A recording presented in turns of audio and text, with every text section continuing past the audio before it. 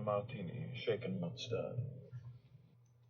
I don't know how to put this, but I'm kind of a big deal. Houston, we have a problem. I'm the king of the world! Do or do not. There is no try. Nobody puts baby in a corner. You're gonna need a bigger boat. Keep your friends close, but your enemies close. I'm your number one fan. And here we go.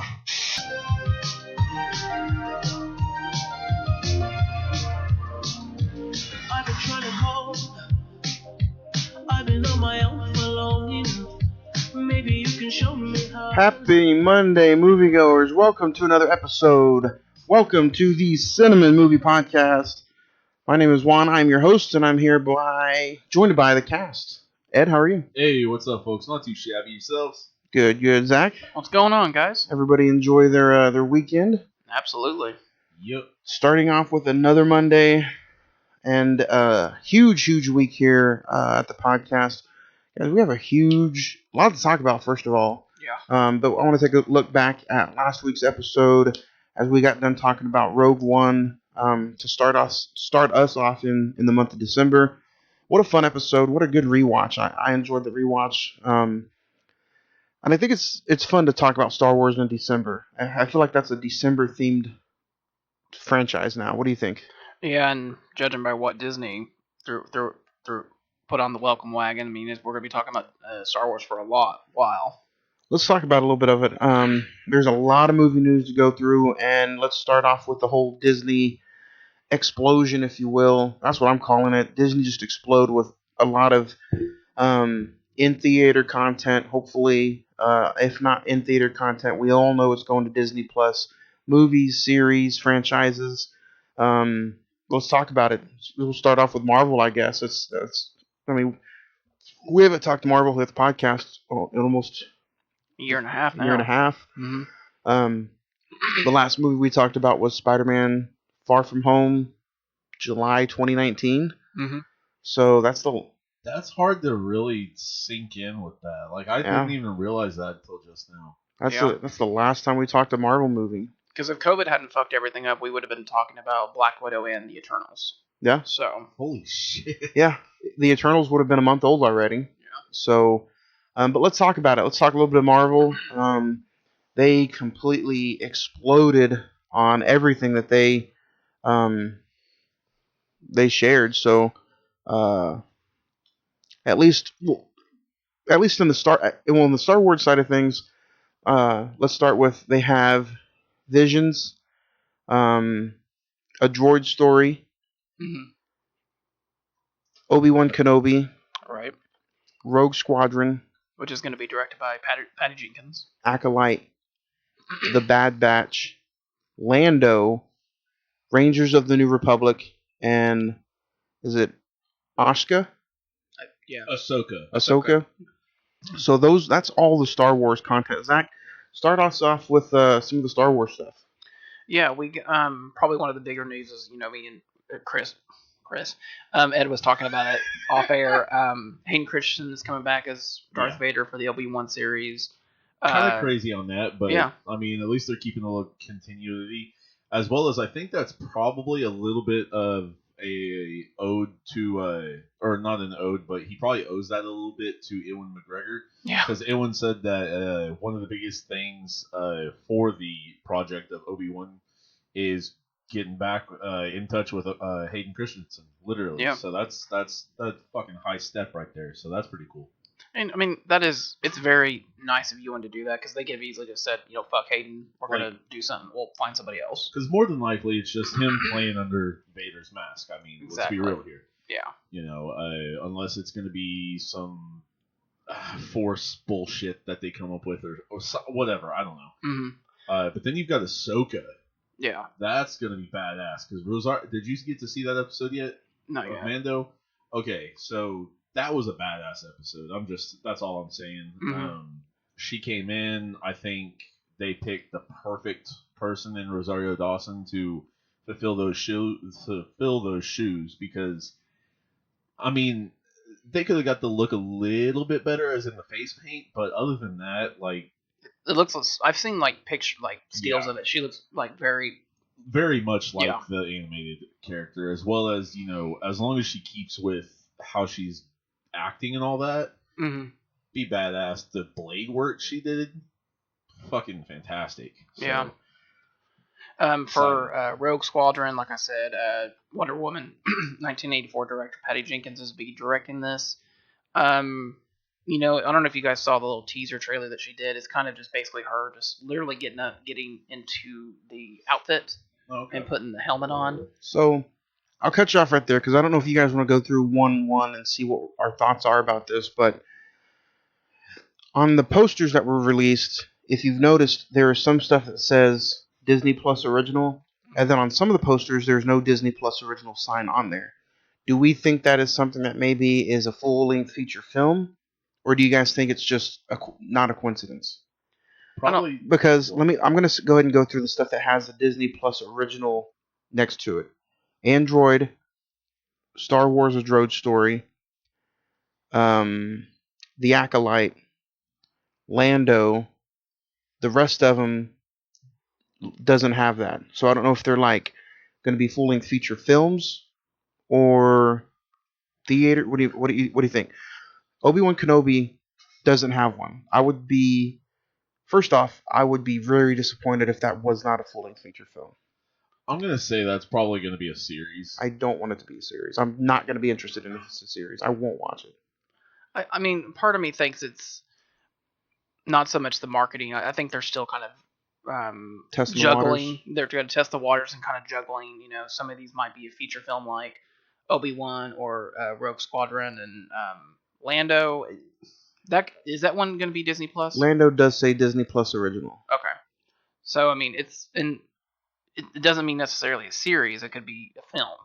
So I mean, I think they're going to test it out and just see what the reaction is. When you think of Lando now, you only think of two people. Yeah. Billy D. And Donald Glover. If Donald Glover's not in this, I'm also going to be highly disappointed. He was a perfect young Lando, and I really, really think that's his to lose. You know what I mean? Because he's honestly a really good actor when he's stuck in the right roles. He does very well. And now we'll step a little bit over to the Marvel side and start talking about these. Captain Marvel 2, Hawkeye, which I believe is a series. Yeah, with Jeremy Renner and Haley Steinfeld, they announced. She-Hulk, yeah. which I think is a full-length feature film. I think so. I think they're trying to... Because the guy who played Abominable in the Roth, he's in back, it. Yeah.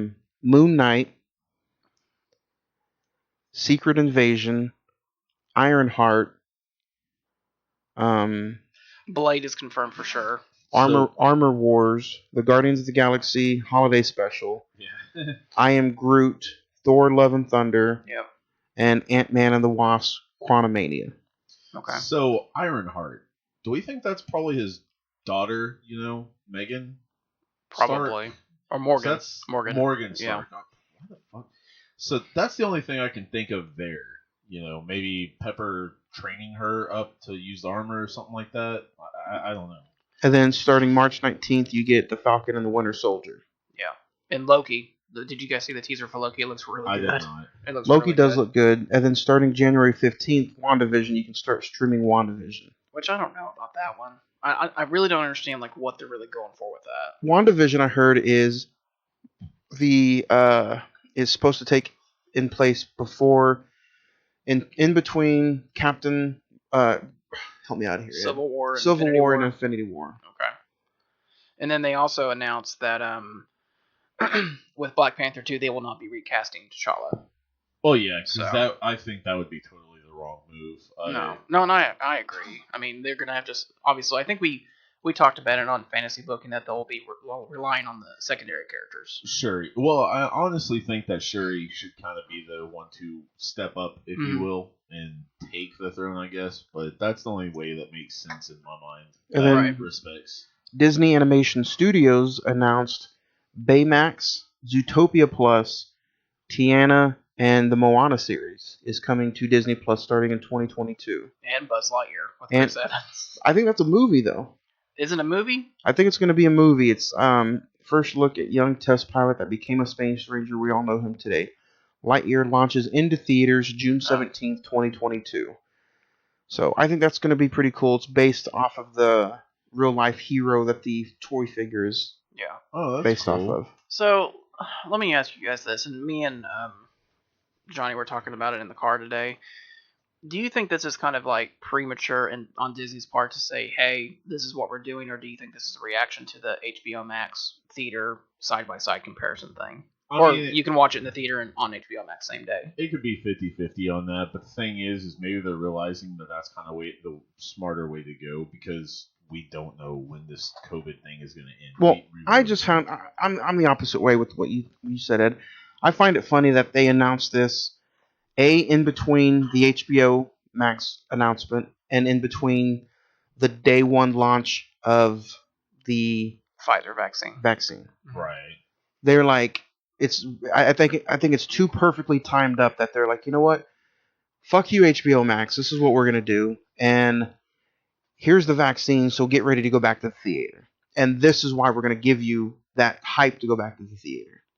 I mean, they're wrong either way. They're still gonna make a shit ton of money. I mean, honestly, because I think it is pretty ballsy to go ahead and not only announce that you have all this content coming out, but you're already announcing your movie dates. Yeah. March 17th, 2022, Buzz Lightyear. And yeah, that's assuming that, nothing else gets changed. Yeah. So. And I think and now we're going to step into a different realm, but me personally, I think that when the vaccine starts rolling out and only 10% of Americans get this vaccine in them, everything's going to go back to normal. I really, really think. Now, don't get me wrong, people still might have mask mandates and 6 feet distance, but I really think things are slowly going to start going back once 10% of Americans have that vaccine in them. Because supposedly if you have any allergies or whatever, which personally I do, I've got quite a few different, we're not supposed to take it because it's had altered effect, or it has had effects apparently in the UK on several people, so I don't know how the fuck that's going to happen. No different with the flu vaccine. Right. Some people can't take the flu vaccine because it, flares up something else inside of them, so... Yeah. But I think Disney, Star Wars, even I saw. Did you guys see any of the trailer for Pinocchio with Tom Hanks? Yeah, I saw it. No. It was like a little animation visual of it, and that with Peter Pan and Wendy. Yeah. So I think everything is gonna. Disney is just. They blew out so much content, trailers and posters at once. I'm still not highly caught up on everything. So I think part of me thinks that you need to, and obviously Disney Plus has had a lot of success with The Mandalorian. I mean, there's no doubt about that. But at the same time, it's just like, why don't we just see how WandaVision does? Let's see how Loki and the Falcon and Winter Soldier do, and then say, okay, let's come some of the couple of the projects that you saw, we'll start rolling them out. Just kind of test the waters and see. So you don't think they should have announced everything all at once? No. What about you, Ed? What do you think? I mean, I think it was kind of smart, to be honest, just because right now everybody's looking for something to do. Everybody's, interested in different things, so them letting everybody know, hey, this is what we're dropping. I kind of, like you said earlier, I think it is ballsy, and I think it is kind of like showing what they've got, like simple as that. So, I mean, they know they're going to make money either fucking way. They know you're interested. They're just showing you, hey, look, motherfucker, look at this. So I mean, honestly, them dropping Loki, dropping, different shit like that is just enticing you and luring you. It's setting an appetizer in front of your face with a blindfold and you handcuffed. Right. You can't see it yet, but here it is. Look, watch, so. And something else to go along with that is with Spider-Man 3, Tom Holland's Spider-Man 3. Yeah, we didn't even talk about that yet. We're getting Andrew Garfield and Tobey Maguire back, but we're also getting Alfred Molina as Doc Ock. And supposedly this Spider-Man 3 is supposed to lead into Doctor Strange 2. Because, Benedict Cumberbatch is in Spider-Man 3. Yeah. This So- is going to be a big fucking film. That's another thing I'm going to ask. Do you guys think that's too much? Is it going to be a 2.5 hour film? What do you? And I mean, okay, even if it is, yeah, they're throwing. you know, If it's well put together, cool. It's going to be a fun movie. But do you think this is just all? Does anybody think it's too much? I mean, it could be definitely because it could go south very quickly. Because but, Jamie I mean, Foxx is also returning. Yeah. Yep. But I mean, honestly, like, you know, a lot of people are going to say this smells of Sinister Six vibes. This has Spider-Man Into the Spider-Verse vibes. This has, you know, multiverse vibes and all that. Because, you know, I just want to see how the story is put together. I think all this comes into a flux because I have a feeling that Tom Holland's Spider-Man is going to try to ask Doctor Strange, so let's try to go back into time and try to save Tony Stark, and then the universe just gets fucked up from there. That's my straight from the head original plot of how this starts. What do you guys think? I mean, I agree with going back in time with Doctor Strange. Doctor Strange. But I don't think it's to save Tony. I think they're really trying to get away from that and just kind of start fresh. Because Well, I mean, it could start fresh, but I'm saying that's gonna. I feel like that's gonna But be. you think that the process of reason, doing that yeah. starts everything over? Yeah. So I think instead of going back into time, he does it wrong or something like that, gets it wrong, and he accidentally, you know, goes into a different universe or realm. Yeah, exactly. So I mean, I think that's because it sounds like they're taking the Star Trek vibe from it. So well, I mean, in a lot of the Marvel comics, they've always had, you know, like supposedly we're watching Earth 616. You know, so there's different Earths as and different Spider-Mans and, you know, different Captain Americas and stuff like that out there is what this is kind of leaning towards. So, I mean, there's a multitude of what it could actually entail. Or it could just be, you know, like, hey, this used to be my mantle. You know, it was a lot more secret than yours. Yours is now out. Let's go, you know, because on top of that, you still got to remember, we've still got the whole ending of Spider-Man 2 with J. Jonah Jameson revealing Peter Parker. You know, now everybody thinks Peter Parker is an evil little shit who killed Mysterio, the big hero, and all that. So there's still that to go ahead and actually, you know, sum up and either overturn or go with. So, or neutralize for that matter. So now, looking forward, the next Marvel movie is Black Widow, with a Memorial Day release, 2021, right? Early May. Yeah. First week of May. Yeah. It's gonna be kind of fun. Hopefully, you know, I really do think. Let's see how Wonder Woman does in theaters, guys. Because guess what? You know, all the theaters are still open around us. The only one that's closed is Regal. Regal's staying closed. They're done. Sell them. Bye. Get the fuck out of here.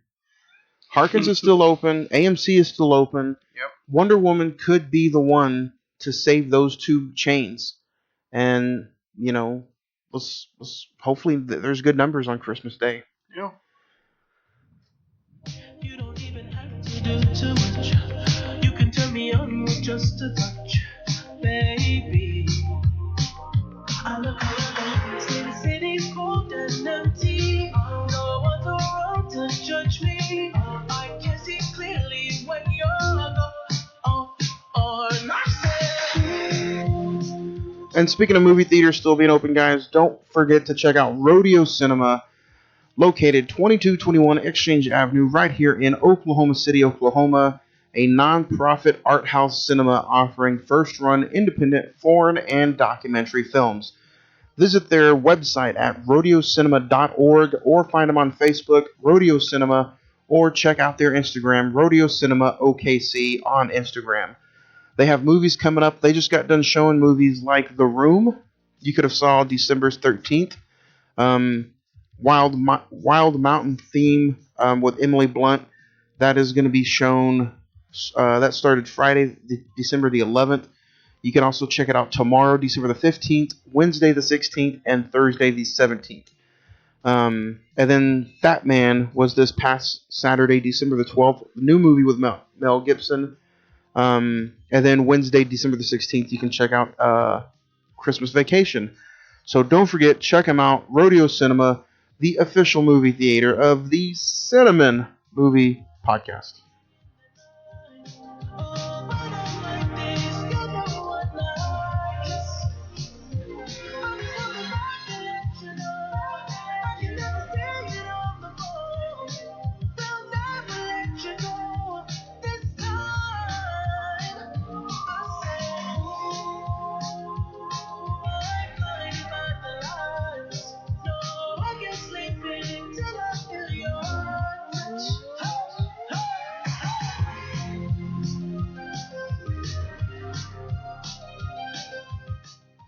All right, guys, let's get into some recent watches. Has anybody checked out anything recently that they'd like to share with anybody out there? I actually got to check out The Turning. I mean, it was alright. It was kind of slow at times. What'd you check it out on? Just some channel on Dish. I forgot the channel. It's one of their movie channels. It was alright. Can't really say like I'm gonna just be that's my movie, kind of thing. So, but yeah, that was one of the ones I got to check out this week. And we can explain to everybody that The Turning is second film from Christopher Wells. Is that the movie you're talking about? Yeah. The one that we interviewed Christopher Wells back on Memorial Day back in May, right? What'd you think? I've got to say I liked it. Oh my god. I don't no hold on. I liked it. It's not going to be something I'm like in love with or just got to go back to. But I mean, it was all right. Like, definitely better than The Countdown. 100% better than Countdown. I don't know about that. We might have a little debate on our hands here, sir. But I mean, they're wrong. It was. My diarrhea was better than The Turning. I mean, yeah, that was The Turning. They need to put that on the poster. Damn. But it was quite slow in some areas and all that. Although. What do you think about the ending? Yeah. I knew there was going to be a huge twist because, I mean, I think either you or Craig had revealed it. I think Craig had revealed it anyway, so it was whatever. But Finn just played an asshole of a kid. No, that's her job. You need to remember he's brought up in privilege. Da-da-da. Bitch, fuck you. But the thing though, what he did to me, he didn't get to play an asshole because I couldn't believe him. Right, and I mean, there was better acting in like softcore porn than what he could do. Oh shit! Like it was pretty terrible. I couldn't believe him for a second. I still wanted to strap the shit out of him with a belt though. Like it was just one of those things where the lights were on bright, the cast was around him, and he needed to show up big, and the movie just bombed, and he did not help anything about that movie. No, he more played a little douchebag than anything. But yeah, it was just What would you rate it? If you had to go ahead, because I've already told mine, and I think Zach and Craig gave theirs. I think a 6 out of 10 would be good. 6 out of 10? Yeah, like I said, it's not something I'm just in love with, but it's all right. Like, yeah, it's all right. What else did you get to check out? Honestly, not too much. Of course, King Kong, for that matter. Gone ahead and watched that, and the rest has kind of been trying to get work straightened out and going from there in home life. So, yeah, been trying to install a system and shit. So. I don't know if I got to talk to you guys about it last week, but I checked out New Mutants. What do you think? I honestly thought it was okay. Yeah, it wasn't. It wasn't. Dark Phoenix. People said Dark Phoenix was shit. I went around like Dark Phoenix. People said New Mutants was shit.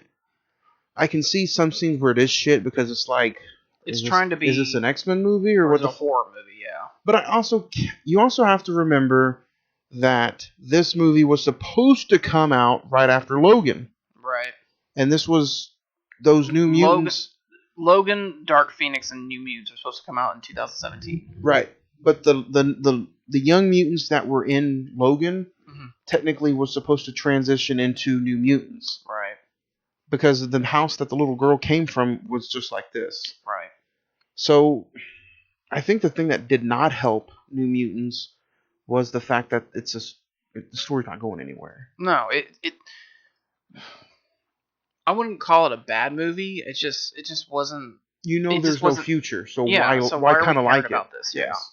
Which again, it's not anything against the movie. Some of the actors in it, I didn't care for. No. But I did like the main Taylor-Joy. I think Anna Taylor-Joy. she's Yeah. amazing. Everything she does, she does it really, really well. The movie itself may have been okay, but her performance, I like her in everything she does. And then I finally got to check out Back to the Future on 4K, and it looks good. It's a great transfer, but has anybody else seen Back to the Future? Have you guys seen it? I mean, Long I've time. seen it, yes. It's been a long time for while, you. yeah. Do you remember any of it? Not really. I enjoy it, but I don't see what's so amazing about the movie. 88 miles per hour. No. No. Like, I can see why, I guess, how it's a classic, I guess. I don't know. I guess that same way you can kind of feel about, how you felt about, Gremlins or Goonies. Goonies, I think. No, it was the Michael Keaton movie. Beetlejuice. Yeah, that's how I feel. It's just like, I get it, but I mean, I don't understand why it's like high up there for people. Yeah, same. So- That's how I felt with Back to the Future. And then I checked out The Nutty Professor with Eddie Murphy and King Kong for 2 days episode. So I'm going to get ready to start getting into some Christmas movies. And I have a big announcement that has 2 big announcements about next week's Grinch movie. So I'll talk about that here in a little bit. But Zach, what about you? Again, it feels like it's been like 3 weeks since we've talked. What is anything you want to get off your chest that you've seen? Yeah, I mean, let's be honest, guys. We're about what, 2 weeks away from the end of the year? 3 weeks 3 almost. weeks. Hell yeah. So, fuck you, 2020. So let's get to 2021. Yeah, I'm trying to get through as much as 2020 films as I can. Call of the Wild. I liked it. I liked it a lot too. I think Harrison Ford did a really good job in it. I can't believe it took you this long to fucking watch it, I bro. know. Have you seen the memes about that? No. It came I out. don't. It came out in like March. February, yeah. Yeah. I don't understand why we had to have a CGI dog the entire time. I think we could have used, a real dog and like just walking around, but that's neither near nor there. The King of Staten Island. What'd you think? I liked it. Yeah. Yep. And I think I'm like you. I'm not big on Pete Davidson, but I thought he was really good in it. Right? Yeah. I didn't like him at all. I was ready to give this movie a fucking 2. I was like, what the fuck am I doing even watching this? Mm-hmm. Judd Apatow's comedy is a little stale from time to time. It's 2 hours and 15. Yeah. But I enjoyed the hell out of it. Doolittle.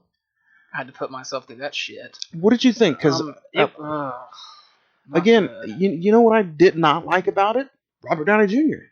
I just don't understand. Like, you were Iron Man for 10 years and in one of the biggest movies ever, and this is how you decide to follow it up. Yeah. And I really, really enjoyed the comedy, the CGI, and the taglines.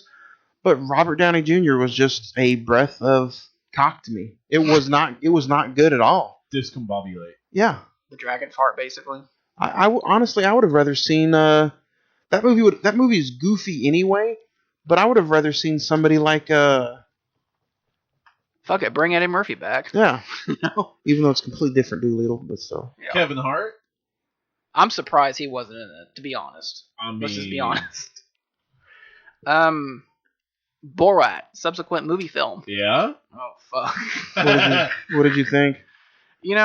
Borat is another one of those films where just like, I mean, I get it's always funny when you do jokes on people when they're not knowing what the inside joke is. But I mean, I think that one was just the first one was just kind of like everyone was talking about it. Yeah. And it was just like, okay, I think it's because it's so groundbreaking. This one, the second time around, felt like he was trying to make money off of an no. old It joke. felt like they were not real people. Right. He was doing jokes on Real actors. People. Yeah. You know what I mean? The second one, I laughed more in this one than the first one. Yeah. So, I mean, no wrong. If you're not a fan of shock humor or fuck you humor, basically, then yeah, the first one is not going to be much for you. But The first one I enjoyed a lot better than the second one. yeah. the second one, it just has like a really funny twist at the end. It's just like, oh shit, this is how it started. Uh-huh. So He's the one that came out with COVID. yeah, I still need to see Bill and Ted 3. I Same. need to watch the first two before I can see the You- third Fuck one. you. You don't need to watch the first 2. Oh really? Yes. If you watch the first 2, you will probably just... Not like the third one. The biggest difference is they fucked somebody. So They're all on HBO Max, even the new one. No, they're not. Or is it Amazon Prime? No, they're not. Not even the new one? Mm-mm. Not yet, at least. Not since the last time I checked. Hmm. And then John Lewis, Good Trouble, the documentary that was showing at Radio Cinema. Pretty good. I really didn't know much about John Lewis other than the obvious, but I thought it was a really compelling documentary. And then I did one of my binge watching shows. I watched Yellowstone with Kevin Costner. Fucking amazing, awesome show. If you haven't got a chance to see it. You started season 1? Oh, I've already watched all of it. It's like 3 seasons, like 10 episodes apiece. Oh, so damn. So that sounds like 3 weeks worth of recent watches in 1 week, Zach. That's pretty amazing.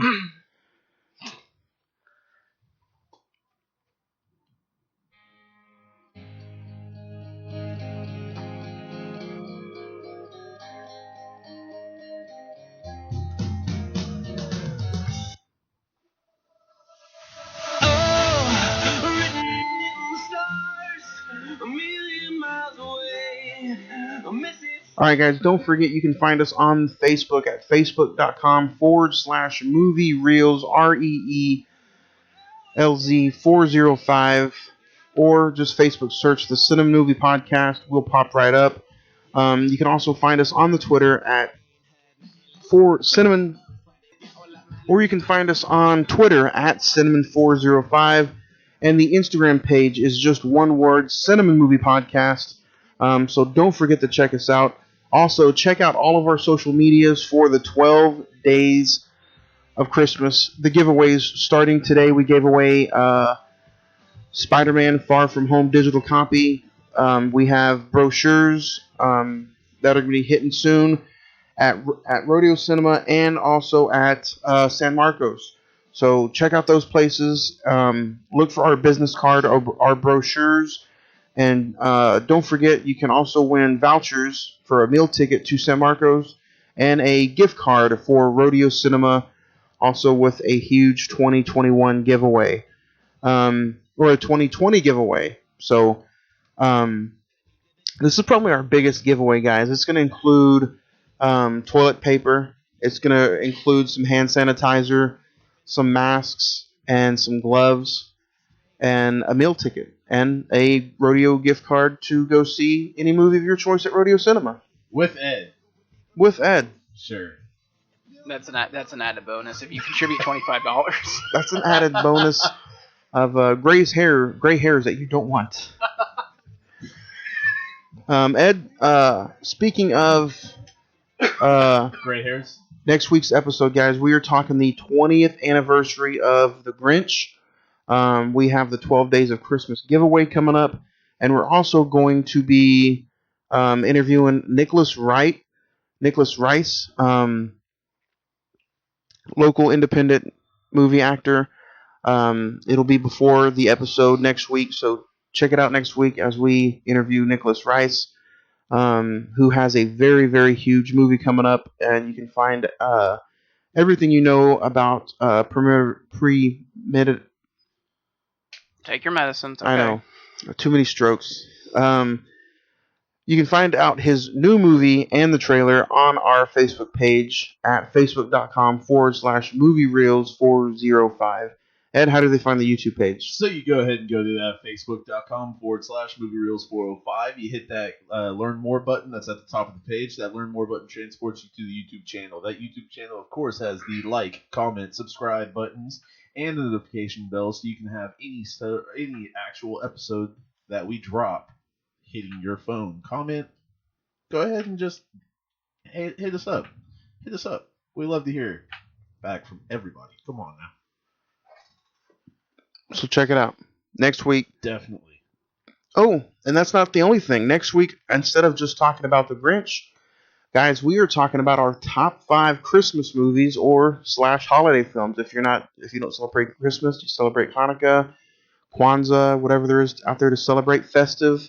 Our top 5 holiday films next week, right here on the Cine-Men Movie Podcast. And speaking of top 5, this week we are talking our top 5 emotional movie deaths.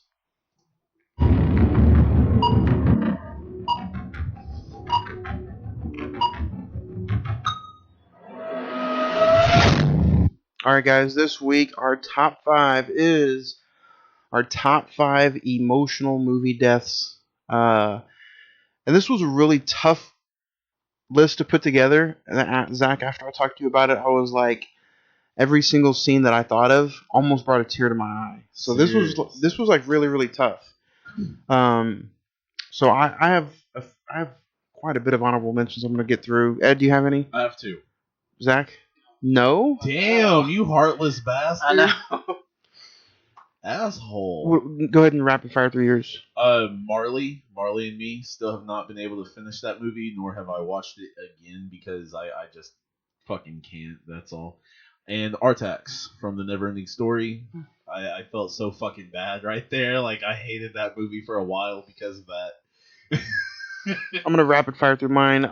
Rufio from Hook, Mufasa from The Lion King, Mickey from Rocky 3, and my official honorable mention is going to be Ricky from Boys in the Hood. So, 5. Zach, Mr. Sir, since you didn't have any honorable mentions, what do you have at number 5? And because I'm a cold, heartless bastard, it's fine. Number 5, I have, it's one of your honorable mentions, Johnny, Mufasa from The Lion King 1994 edition. I mean, that to me is just punch you in your throat and then just like watch you just cry over you, basically. You feel so, Simba's so like helpless in that scene, and then like when it's finally revealed that quote unquote he thinks he killed his dad, it just goes downhill, and then it's revealed that Scar's behind it. It's like, oh well, can't always get what you want. Apparently but this time he did. So yeah, it pretty rough scene. And the animation of it's beautiful. Yeah. So the score, the animation, it's a tough scene to watch. Number 5 for me is, Craig's not here to give me shit for it, but it's the death of young Jack Dawson from Titanic. What the fuck? No, I'm just kidding.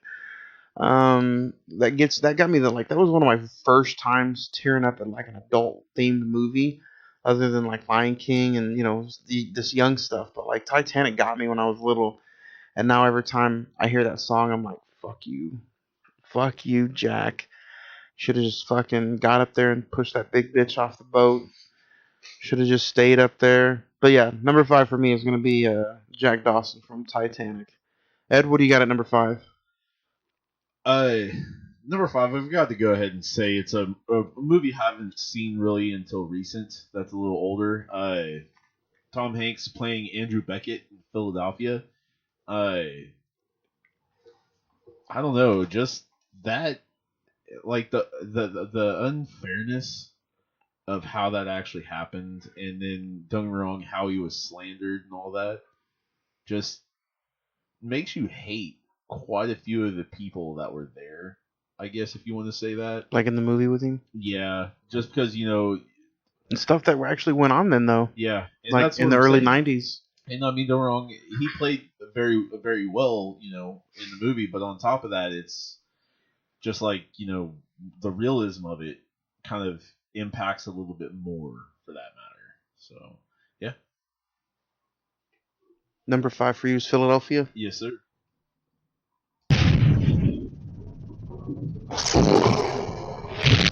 Zach, who do you have, or what do you have at number 4? Number 4, Ed was one of your honorable mentions. Marley and Me. God damn it! Like, dude, I'm like you, dude. I cannot watch that movie at all. It's ridiculous. Marley and Me gets you though, huh? Oh, every time, man. It's ridiculous. I know it's kind of cliche to cry to dog movie, but hey, no, fuck that. Fuck that. I mean, don't get me wrong. I feel more sorry for a lot of animals than I do because they don't know any better. Exactly, they don't understand their situation. A human can either make their situation better or worse. A dog can't. Like, a dog's okay. I'm with this motherfucker. Why am I hungry? Why am I hungry? I feel sorry for the dogs that are with hobos than the actual hobos. Yeah, I will agree with that to a big point. And I mean, yeah, because I mean, you don't know what has happened in their life, but sometimes it's just that's the path they've chosen, and then they add this life that has no fucking clue what's going on other than, hey, I'm with my guy, right? And yeah, they're wondering, why the fuck am I hungry all the time? This is getting really, really hungry, So. All dogs can go to heaven is pretty sad too. Yeah. But I mean, and Marley and Me, when like it's when Owen Wilson takes Marley to the Yeah. vet, you're just like, oh shit, we know what's coming. No, And because I've And done. isn't it one of those movies where the first hour and 25 minutes is a great funny movie? Oh yeah. And then the last 5 minutes is just like Old Yeller. Like you get to fucking bond with that dog for an hour and a half, and all of a sudden you feel like your Old Yeller just fucking boom, motherfucker. You know? What's so funny is that like that was like the #1 movie. I think it came out Christmas Day, and it's like, oh, it's a family film. Let's go watch it. And then like I read the book beforehand. I was like, oh, I know what's coming. And everyone was just shit! I didn't read the book. I didn't. Yeah, I had no idea. So I was about prepared for what was coming. But yeah, #4 is Marley and Me. Who else is it? Jennifer Aniston, right? Yes. Yeah, and I mean, don't get me wrong. Another part that impacted me with that, I've done that with so many. Well, not so many, but I've done that with a decent few dogs. At least 5, 6 dogs, over their lifetime, and over my lifetime for that matter. And it's not fun. It's not fun whether they're sick because of some random fucking hardcore disease and you don't have 12 grand like the fucking vet wants you to pay, and it's like, why the fuck are you an asshole like this? Like, god damn. Exactly. Or like, they're 15 years old and like they can barely walk and barely eat, and it's just like, okay, this is no life for you. Like, I can't do it. It's not even easy. Sorry. No, you're good. I just realized if Ed was a director, you know what his first movie would be? I Hate Kids. I hate kids and I love dogs. Like, what the fuck? All Dogs Go to Hogwarts. Oh. Swear to God, you want a dog? You didn't come with a fucking frog, a fucking owl, or a fucking cat? You get a dog, little fuck. And then Hell the yeah. sequel would be All Dogs Go to Hogwarts Part 2, Fast and Furious. Oh, shit. You get dogs, cars, and Harry Potter all in one movie. And stereo systems. Oh, fuck it. Why not? My #4 is going to be... You think Spielberg's open to directing that? I think he's already worked on it. My #4 is going to be The Death of Thomas J. from My Girl, starring Macaulay Culkin, Anna Chumsley, Dan Aykroyd, Jamie Lee Curtis. This movie I constantly watched when I was younger, and I always knew Macaulay Culkin from the Home Alone movies. So when you sit there and you see the two friendship that build within the two young actors in this movie, and then not only did they... First off, he gets stung by fucking bees, and when I watched this at 6 years old, I'm now terrified of bees because they don't want to end up like Macaulay Culkin in the fucking... They actually show him in the fucking coffin. Yeah, they show Macaulay Culkin. Have you seen the movie? No. Have any guys? No. Well, Spoiler alert for a 30-year-old movie. But yeah. Go ahead. But Macaulay Culkin and the young girl develop a relationship, and they're walking and stuff, and I think it's halfway through the movie, they start messing with a beehive, and the bees sting him, and he's highly allergic to them, and he passes away. And her dad, Dan Aykroyd, owns a funeral home, and they live in the funeral home, and so yeah, the dad is working on the funeral, and Jamie Lee Curtis is the person who does the makeup, so she's doing the makeup for a dead Macaulay Culkin. That sounds like the most like fucking depressing. It is thing ever. It's a depressing fucking scene, and then it comes time for her. She goes to the funeral, obviously.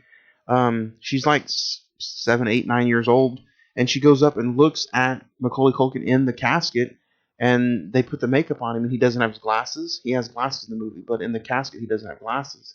She breaks down fucking crying like, you have to put his glasses on, and that's how that scene ends. Emotional fucking scene, dude.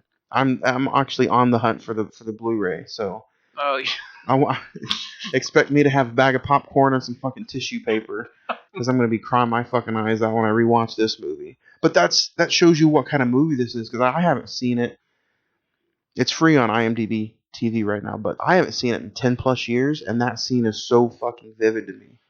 But the way you describe that, like, I have no interest in seeing that because I just don't want to sit through emotional terrorism. It's a comedy drama, but yeah, that's what happens to him in the movie, and it's just like it's fucking brutal. Yeah, it is brutal. So that's my #4, Thomas J. from My Girl, 1991. Ed, what about you? What's your #4? I'm gonna go ahead and throw in Rue from Hunger Games. This is kind of there's going to be a couple things. There's going to be one more kind of like this, but this is another. This is a book / movie kill, death, whatever you want to call it. And I mean, don't get me wrong. You know, this little girl is just 12 years old, little tender age kid. You know, and first year that she's able to go ahead and get harvested. You know. And yeah, she gets picked from her district and all that shit. She's smart and cunning and she's skilled and all that. She grows up climbing trees, so it's kind of her niche in what she's doing and all that. She's just trying to survive, you know. But when they fucking kill her off, when you think that her and Katniss are like right there on the cusp of we've almost got the big guys eliminated. We fucked them over. And all of a sudden, kicks your ass and just fucking, yeah. You know, and then on top of that, the little sweet, what would you call it? The little sweet, not really burial, but burial that Katniss gives her is kind of the icing on the cake of sorrowness. But, yeah, so, I mean, it's kind of a bittersweet thing because it eventually goes ahead and leads to an uprising in one of the districts and goes from there and helps kind of spark the rebellion, if you will, in Hunger Games. So it's kind of a bittersweet death.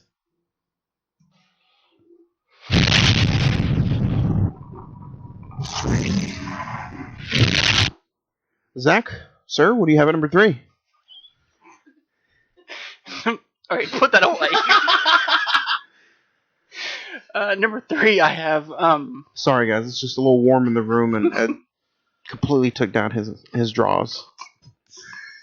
Quit telling him. Number 3, it'll be in the Special HR log. features. We call them the special features, not HR log. Just the special features. Anyways, number 3, sir. Number 3 is a film that I've talked about several different times. Up. Disney and Pixar's Up. The first 10 minutes with Ellie passing away and everything. It gets me every time. I know, that little Asian boy when he comes up and he's the Boy Scout and all that shit, that gets me every time, man. That's a sad fucking entrance. Up is number 3 for you. Yeah, it just, you kind of think about like older people, just like, how many actually they have plans and do spectacular things with their loved ones, but life gets in the way and they don't ever get to do it, and their loved one passes. Well, they pass away, not to that level, but they pass away. So it's just it's a very, animation wise, it's very well done, and it it just punches you in the gut. Yeah, it was a really sweet thing, honestly. Do you think that Disney, like, when they do stuff like that, do you think they expect the young ones to get it, or do you think that's just an emotional trigger for the adults? Because my daughter will sit and we've watched The Lion King over and over again, and she'll sit there and watch Mufasa's death, and she's just, I don't think she grasps onto it.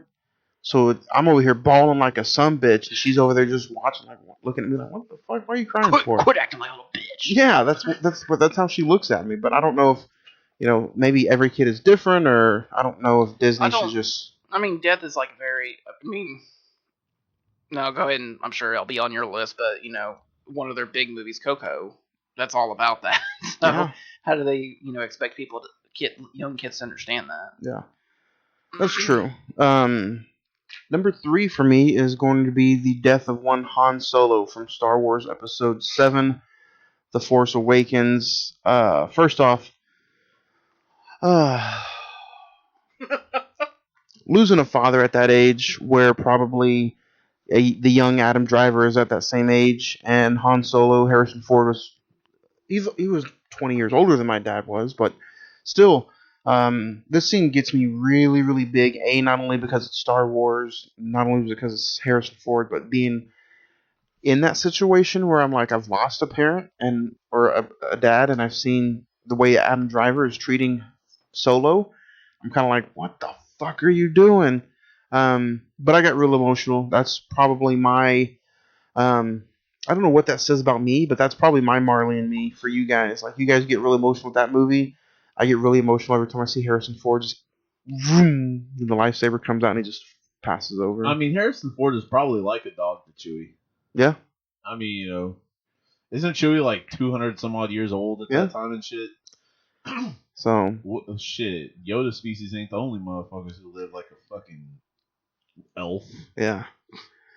But yeah, that's my number 3. The death of Han Solo from Star Wars Episode 7. The next 2 or 3 for me, actually my top 3 could have been at any level because of every time I watch the movie. These top 3 movies, I'm just like same balls.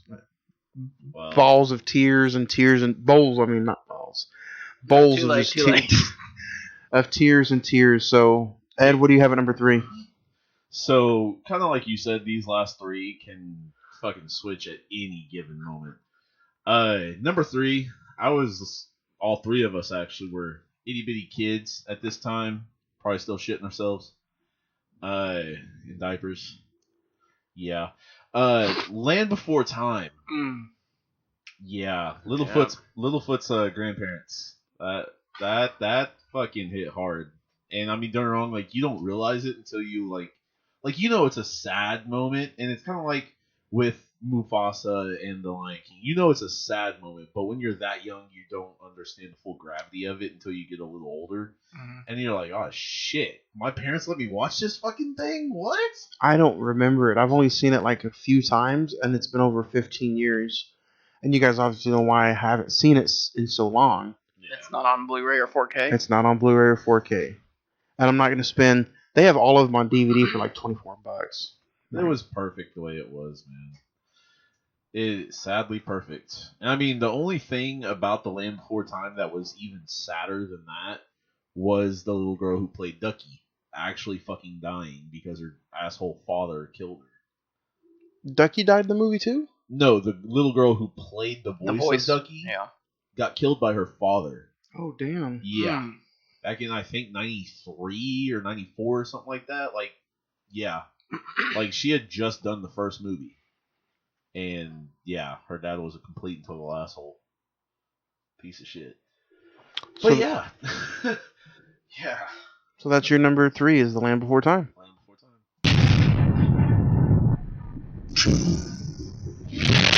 All right, Zach. Sir, what do you have at number 2? Number 2, I won't spend too much time on because we're going to be talking about it here in a few minutes. King Kong.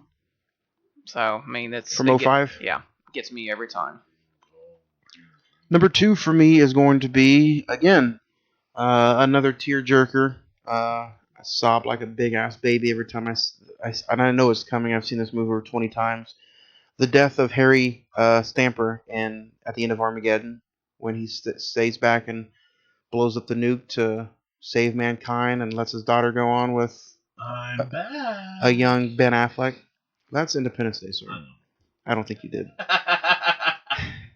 That's my number 2. Gets me every time. Bruce Willis, Armageddon. Ed, what do you got number 3? Number 2. Number 2, probably no surprise for a lot of people. I'm going back to this series. This was actually, I cried in the book as well as the movie, even though in the movie I knew full well it was coming out. Hedwig. Poor little Hedwig. Snowy Owl that was just trying to protect her caretaker, whatever you want to call him. Yeah. No-nosed fucking asshole decided killing curse and she took the dive. Yeah. It's a shitty thing. Collateral damage, basically. Number 2. The Death of the Owl. From Harry Potter. Yes.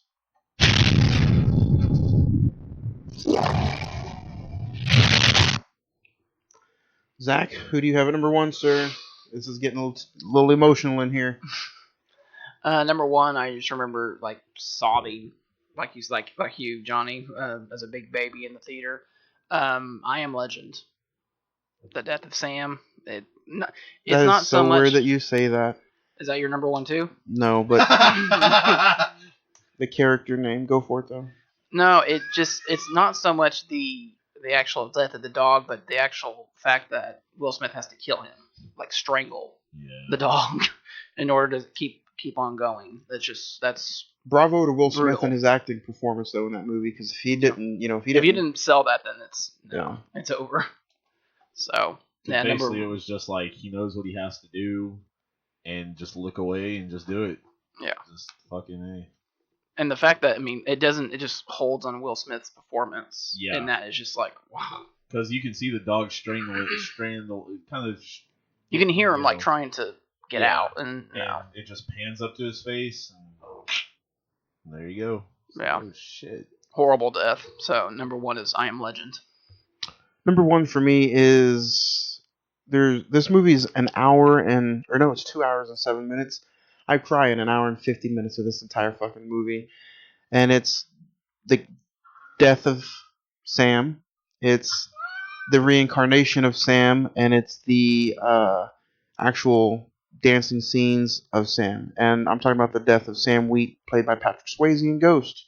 Oh shit. Every time I see that movie, yeah, it's another tearjerker for me, because everything involved, the murder, the way he comes back, and the way he just doesn't want to leave, and then the emotion that Patrick Swayze can deliver in this performance, along with Demi Moore and Whoopi Goldberg, is.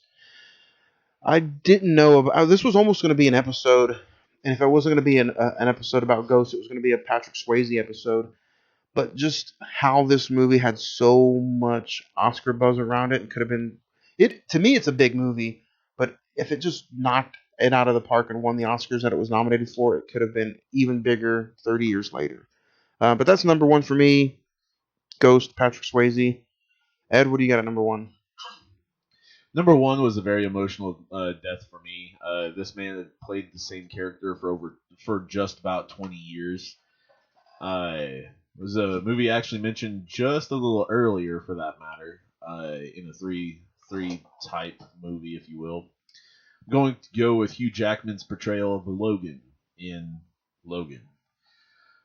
Throughout this entire fucking movie, it just, he gets fucking wrecked. He's trying to defend X-23. He's trying to do all kinds of shit to, help Patrick Stewart's character, Charles Xavier, of course.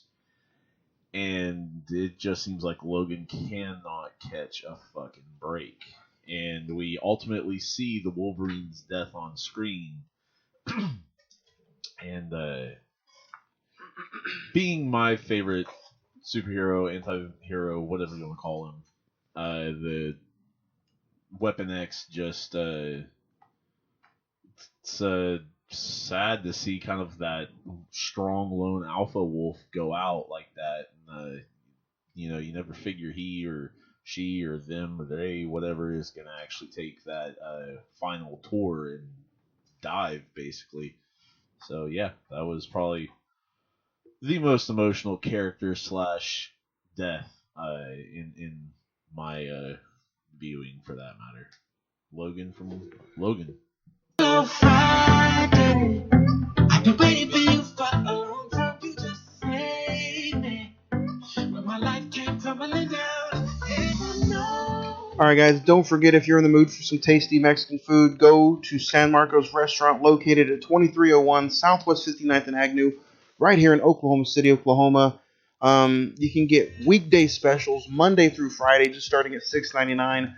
Burritos, taco salads, enchiladas, tamales, burritos. They also do a awesome curbside service, or go ahead and use DoorDash or get them to go.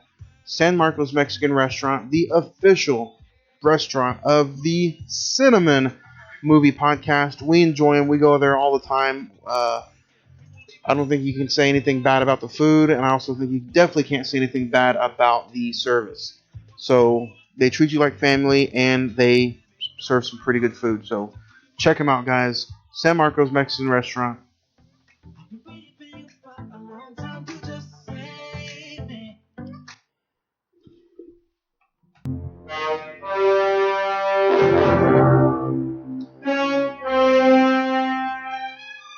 Alright guys, today we are talking the exact 15-year anniversary of Peter Jackson's King Kong. Had a December 14th, 2005 release date. IMDb has it at 7.2, while Rotten Tomatoes is at 84%, and the Metascore is at 81%. It had a budget of a little over around $207 million, and it grossed out at a little over $562 million at the box office. Here it is, guys. 15th year anniversary of Peter Jackson's Kong. Zach, did you get to check this movie out in the theater? I did. And how was it? How was your first watch compared to the recent watch? First time watch was absolutely incredible. I loved it from every second. Actually, I would be an hour and a half into the movie right now. If this was back in December 14th of 2005. I immediately wanted to go to the movie got done like at 7 o'clock. I immediately wanted to go to Toys R Us and just buy all the King Kong action figures and everything. And then I saw it about a week later at Harkins. So, Ed, did you get to check this out in theaters? I did not. Was this your first viewing of it? No. I've seen it probably a handful of times or so. But no, this is just the first time in probably 5-6 years. So, yeah. This is my second rewatch, honestly, in the last month. I checked out a few weeks ago when I bought the 4K edition of the movie, which I will go out of my way and say that the 4K movie is astonishing compared to the DVD and Blu-ray. Everything just jumps out twice as much with the 4K version of this movie. I didn't get to check this out in the theater, but I did. I've bought the Blu-ray, the DVD, so I think this was even out on VHS. I think, if not, then I did have at least the DVD and the Blu-ray. So, we're gonna get into it. We're gonna talk a lot about it. My rewatch this time around was definitely more positive. Starring Naomi Watts, Jack Black, Adrian Brody, Colin Hanks, Andy Serkis, directed by Peter Jackson. A greedy film producer assembles a team of movie makers and sets out for infamous Skull Island, where they find more than just cannibalistic natives. This is a direct remake, I guess, of the original one from 1933. Yes. Correct. This one is... and we'll probably talk and get into the whole Kong monster universe. But to me, the second time around, I enjoyed this a lot better than I did my rewatch of Skull Island. Mm-hmm. The 2017 one. Mm-hmm. Something about this movie, and maybe it's because it opens up like the 1933 one did. Mm-hmm. Same title cards. Same title cards. Mm-hmm. And almost like the exact same... the score. The score was almost the exact same, too. Mm-hmm. So... James Newton Howard, who did the score to Jackson's King Kong, really wanted to pay respect to Max Steiner, who did the 33 King Kong score. So, in the original 33 Kong score is very triumphant, but it's also kind of scary in some parts. It's very it accommodates the movie really well. But Zach, I think you know 4 things that we didn't know about Kong.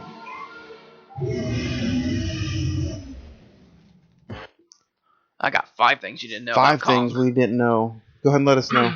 So that girth, though. Oh, we got emails about girth. So, Peter Jackson originally wanted to make this movie after immediately doing The Frighteners, which was in '97, and I'll talk about that here in a little bit. But when Universal saw that Godzilla '98 and Mighty Joe Young with Charlize Theron and Bill Paxton, which is in my Bill Paxton shrine, saw it, they immediately scrapped the project. Over 2 million feet of film was shot. That's the equivalent of almost 370 hours of footage. So imagine that version of King Kong. That's 123 more times than the actual final cut of the film. Peter Jackson was paid $20 million to direct this film, the highest salary ever paid to a film director in advance in production. Christopher Nolan would later receive that same salary for Dunkirk. This was the 5th highest grossing film of 2005. The films before it were Harry Potter and the Goblet of Fire, Star Wars, Revenge of the Sith, Narnia, The Lion, the Witch, and the Wardrobe, and War of the Worlds. And Andy Serkis essentially had to play Kong twice during the making of this film. First alongside Naomi Watts in a makeshift gorilla outfit, so his co-star could have something to react to. And then once principal photography was completed, he had to do it in motion capture to capture the performance of Kong. Nice. So that's one thing I didn't get into yet, but yeah, that is the 4 things that we did not know.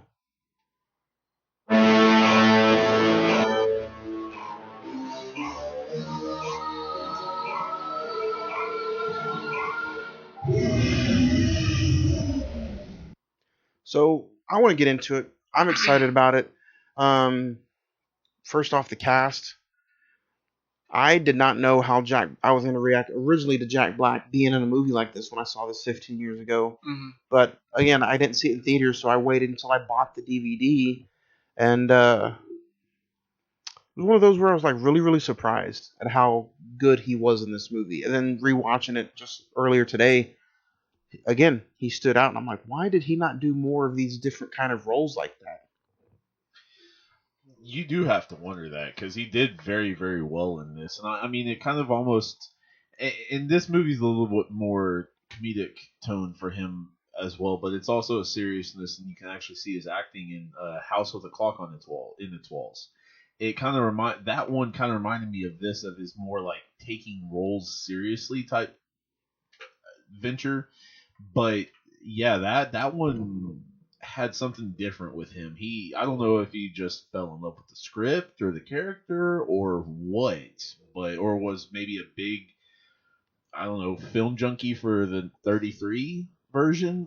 I mean, I don't know, but he wanted to do well, so yeah. Speaking of this, I think that's why this movie probably stands out really well to you, Zach, is because like not only do you get a monster movie, not only do you get King Kong, not only do you get Peter Jackson, 3 pluses, keep going. But is it getting bigger? But they're going all the way back into the 30s or 20s and treating this like a movie that, you know, hey, the original was made in the 20s and 30s. Let's take the same time and the same era and stay true to that. Mm. And then you got yourself the opening of King Kong. What did you think? Yeah, I mean, the first like 5-10 minutes of the movie is a montage. It's a montage of 1930s Depression in New York. And it kind of just sets the mood of like, okay, so here's Anne, struggling actress in vaudeville, can't really make it. Her theater closes down. Carl Denham, he's a struggling director. You know, everyone, with maybe the exception of Jack Driscoll, everyone's kind of struggling and trying to make it in their way in this world. And, you know, you get all these characters together and they think they're going for something that will bring joy to people, but it's actually going to be terror. Not only to them, for the later New York. So yeah, and for the monster. Mm-hmm.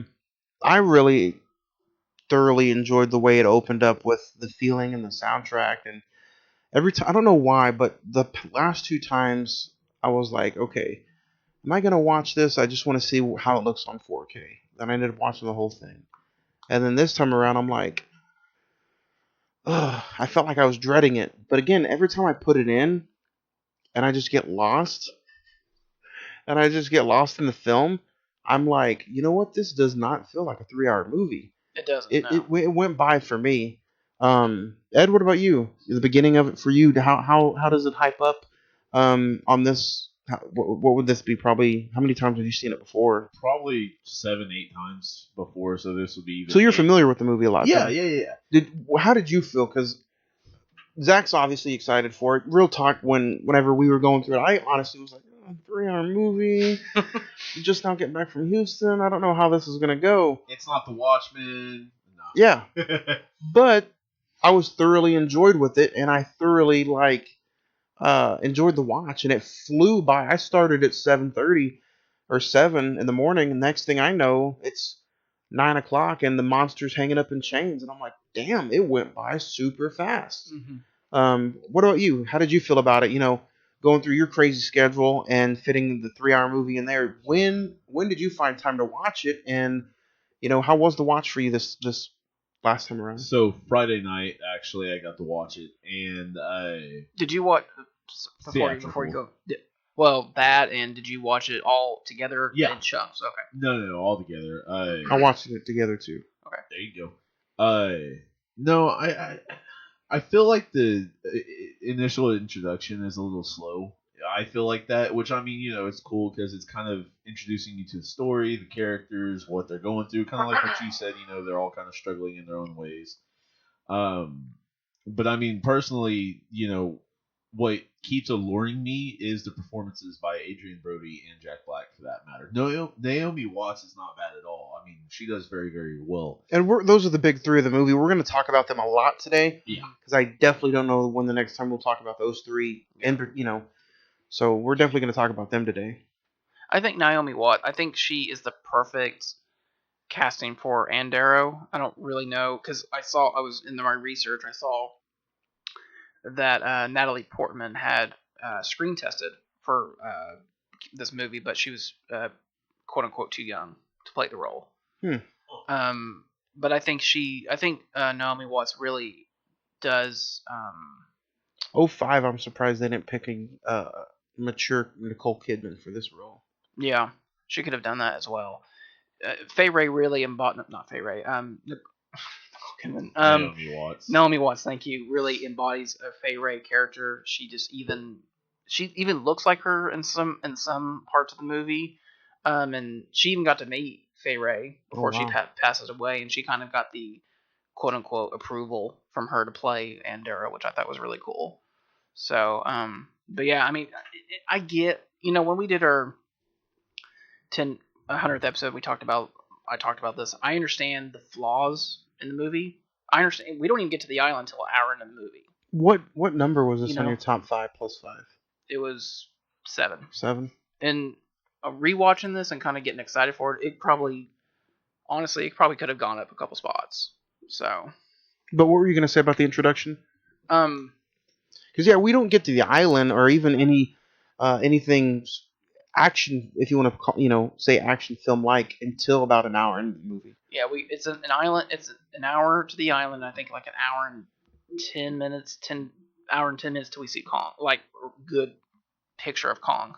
So, which to me, and that messes with people. I understand that. It really messed with me back in the day, but this third time around, this is really my only second time seeing it since I've developed the podcast, and I really enjoy it this time around because it's almost like that Jaws, which you don't see. You're sitting back anticipating what's going to happen, even though we've seen this movie, plenty of times. It's still, and I think another thing that helped me with this is the first movie, and Ed's probably over there shaking his head like, you fucking cocksucker. This is the first movie that I've seen on the TV since I came back from the hotel. Oh, damn. Which means I'm sitting here like, oh, thank God I get to see a big-ass fucking TV. Because the TV at the hotel was like 37 inches. Yeah. And I'm like... That's small to you, though. It is. So I'm over sitting here. I didn't watch nothing while I was at the hotel, really. So I'm sitting here like, thank God I'm over here. Ed's watching fucking Kong on his phone like, shut the fuck up. Real talk, though. Real fucking talk. But I enjoyed it and that whole hour. The thing that keeps me going is the chemistry between Jack Black and Adrian Brody, like you said. Yeah. Those two went off of each other like so good. And Naomi Watts isn't lost in that. Oh no, not at all. Those two just had more of a chemical bond, if you will. She had her perfect chemistry with them separately. Yes, yeah. Yes. So her and when she's over there talking about Adrian Brody as if she found. It was almost like a broken trio because with just a pair they were great. Mm-hmm. With all three, it was kind of like it was okay, but it wasn't as great as the pairs on their own. When she's talking about the sound guy, yeah. and she thinks he's Driscoll. Jack Driscoll, and he's like, I think you're just a guy with the nose in a Tweety twerp with his nose in his book and everything, and he's standing right behind him. It's just like, yep, you're about right. That scene is really, really well. And then the scene where Naomi Watts. Sorry, hold on, guys. Johnny just saw a commercial for the Tenet 4K, so we have to take a moment. And then the scene where Anne has dinner with Carl because she couldn't afford dinner, and she's just like, you can tell she's like scarfing out food. That scene right there, I enjoyed that scene a lot too. Yeah. In the opening. Well, it's kind of like, if you really kind of think about it, it's kind of like a joke. It's a movie within a movie, because when Carl Denham and Preston are trying to get out without being arrested, stealing all the film reels and everything, and they say, Faye is at Site Sport, and Preston says, yes, she is, but she's doing a picture with RKO. They're referencing the original Kong, so it's kind of like, okay, so we're doing joke within a joke type thing. So later on you get introduced. I even forgot he was in this. Kyle Chandler's in this as well. He plays Bruce Baxter. He's kind of like a Clark Gable character in a way. He's kind of like a douchey, like, yeah, I'm like Mr. Hollywood. Did you like all the references and kickbacks that I loved it. They did to the old school Hollywood? Well, not even to the original Kong and to old Hollywood. Yeah, I mean, because like when Jamie Bell's character kind of sneaks in and like draws mustaches on all the Baxter posters, and one of them literally looks like Clark Gable. I was like, yeah, that's kind of funny. Speaking of that young kid, he kind of looks like Tom Holland a little bit, didn't he? I don't think anybody else get that? True, yeah. Anybody else get that drift from it? I didn't really think about that till you just said that, but yeah. Okay. Tom Holland was probably a baby when this came out. Speaking of babies, when this came out, what did you guys think of? Andy Serkis not only plays Kong, but he also has a role in the film as like a Lumpy, the cook. Yeah, there you go. Tom Hobbs is the young assistant, right? No. The guy who looks like Tom Holland? Jamie Bell. Yeah. Yeah, Jimmy. Yeah. So you have an hour, literally, until we get on the island. What did you think of the way the island is set up? Going into, like, first off, even once they get on the boat, you think, oh, okay, here we go, we get to the island. You still have about, 15 minutes or 10 minutes of film time before you get to... No, it's like 30. Is it? Yeah. Man. It's a while before we get to the island. But, once we get to the island, it's a very, like, crumbled civilization that's really been, like, shoved to the edge of the island. And the villagers are very much like... Green Inferno-like. Yeah. So, we get a little Green Inferno with the sound guy being impaled by a spear. Oh, yeah. And then he gets his head bashed in. Yeah. With the tomahawk-like stick. I forgot how dark that scene actually, for it to be a PG-13 film, I was like, ooh, it's a little rough around the edges right there. And I think Naomi Watts, when she does her scream, I mean, she could be a scream queen, honestly. Yeah, I think she's a screamer. Yeah. So.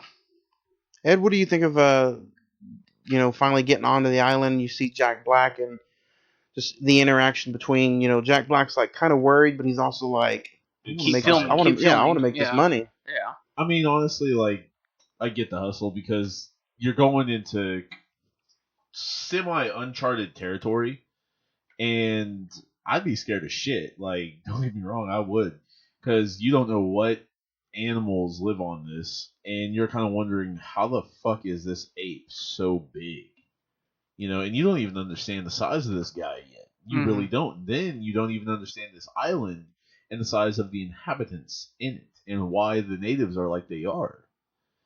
So I mean, when you first get there, it's kind of so you're even saying like maybe the natives are also affected by like well, they have to protect themselves with primitive means, right? So, but maybe even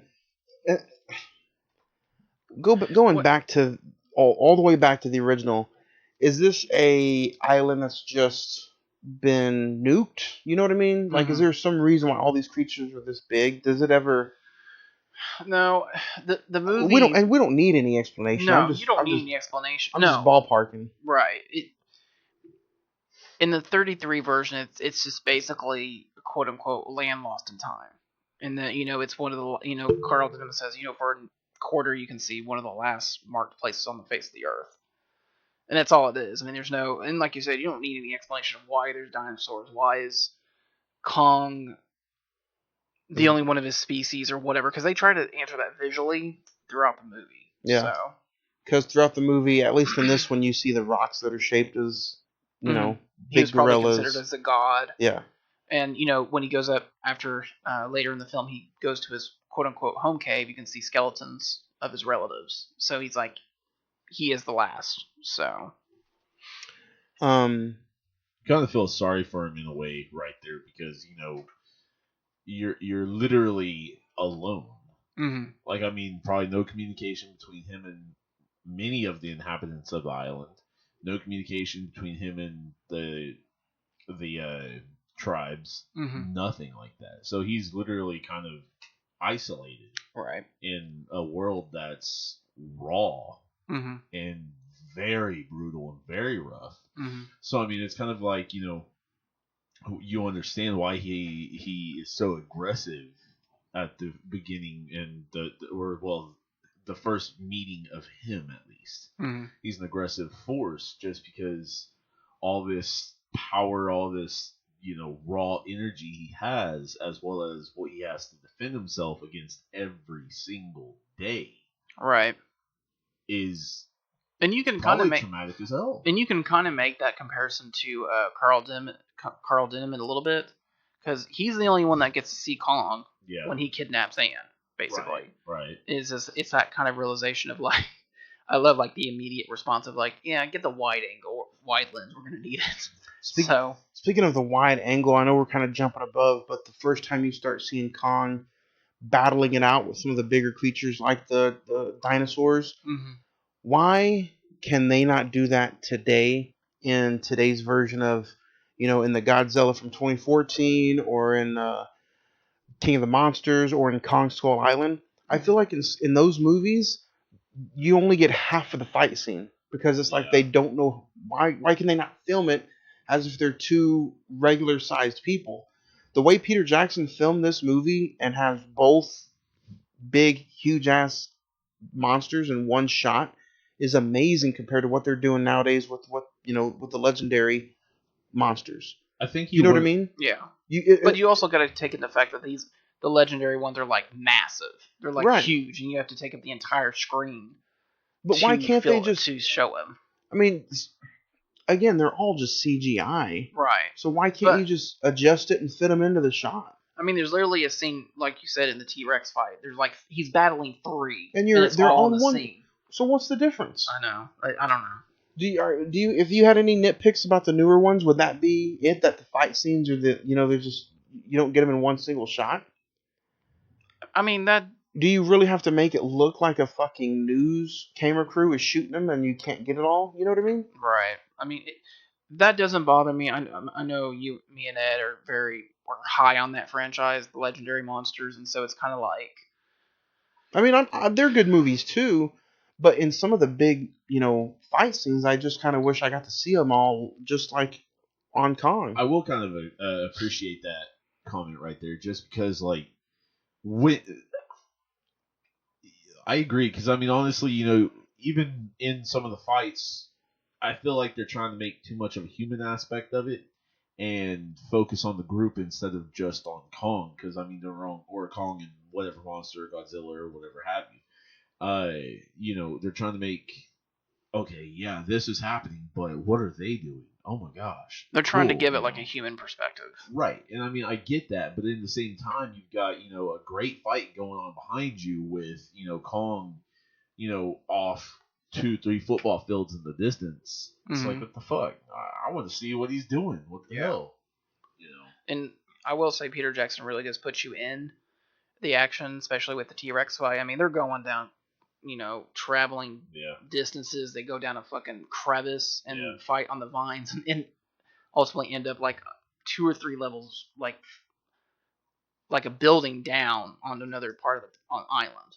Which So I've got to say, that's one of my, still to this day, that's one of my favorite monster fights for that movie. yeah, it's really well done. Kong Yeah. and the T-Rexes? Yes. And, you know, I mean, don't get me wrong, like, you can tell Kong's got a bit of comedic tenor to him, because after he defeats all three of them, the last one, he breaks its jaw open, and he kind of plays with the last one's jaw, like, okay, you're dead, right? Mm-hmm. But not Okay. only does he just crush it open, and then he just almost like he pushes the nose of it down. Yeah. Like just And when he checks if the jaw's working, that's a reference to the original. Right. So That's cool. But I mean, it's, you know, you've got to understand, like, this supposedly the Tyrannosaurus Rex had the hardest bite force in history of any creature. if the dinosaurs even existed. Also, though, the thing that really, I guess, is kind of troublesome, he held her almost the entire fight. Mhm. I did kind of like, dude, if this was, and this is just me nitpicking, but I was like, if that was super real, I would have vomited like 16 times because it would have been like a big ass roller coaster. Well, even before then, you know, when he takes Anne and like throwing really just throwing her all around, is like, okay, like your neck would be broken by that point. Her body would be so mangled. But I kind of wish that he put her up on like a rock while he was fighting the T-Rexes with both arms. But I think that was done, A, maybe to a reference of the older ones, and then B, maybe because they wanted to see, like, hey, if this dude didn't have her in his hands, y'all would have been fucked up. Yeah. You know what I mean? Like, he's doing We this wouldn't be going down the crevice. It'd be done right here. Like, he's doing this one-handed, so... And something I was gonna ask, something you asked through a text message, like, did you watch the extended or the theatrical cut? I think Right. both of y'all watched the theatrical. Right. Okay. Let everybody know kind of the differences in between the two. So really, the theatrical and the extended are very much the same until we get to after Kong takes Anne and the search party begins. Immediately in the extended edition, they get attacked by a Triceratops, and then shortly, like, they survive that. They keep going on their expedition, and after after Anne does her vaudeville act on Kong, there is a sequence with they build, and this is in the original. They build a raft to get across a swamp, and they get attacked by like a piranha type animal. Okay. So, and really, those are the two main things. And then when we get to New York, there's just barely a little bit of added features. I remember those scenes now, because when I first bought the 4K, I watched the extended version.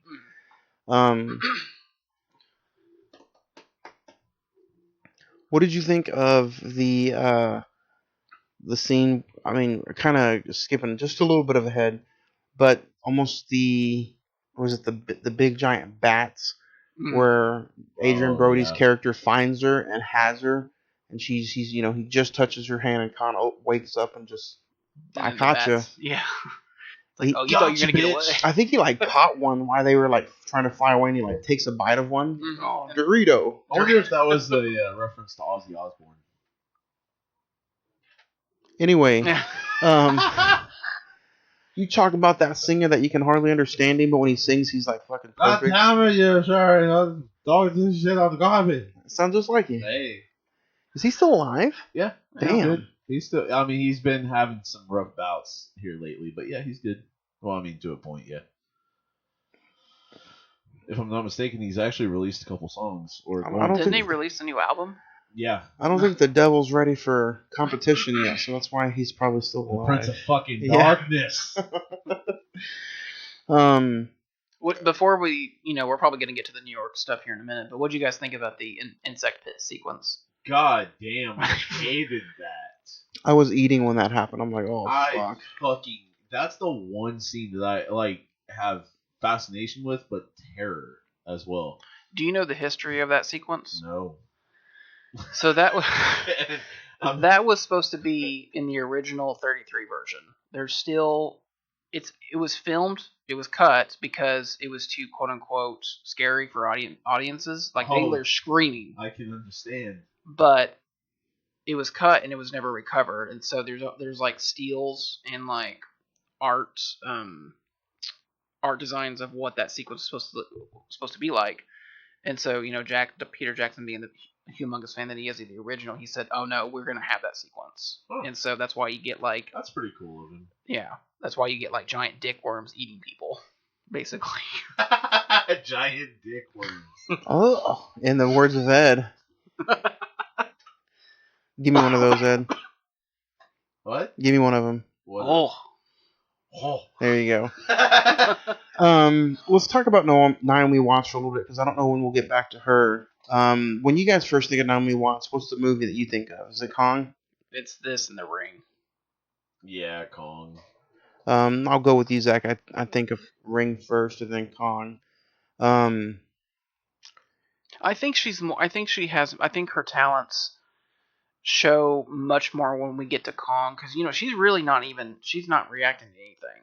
The Right. fact that she's just reacting to Andy Serkis and like little dots on his face. That's pretty. It's really well done. That what she's able to do.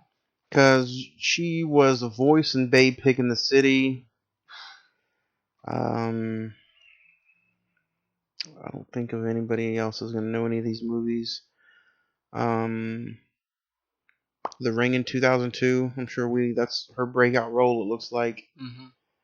And then Kong was 2005. The Outsider in 2002. I've heard of that. Wasn't she in... She was in 21 Grams, if anybody's heard of that movie. I've heard it. I haven't seen it. Was she in Dead Kelly with Heath Ledger? The Assassination of Richard Nixon.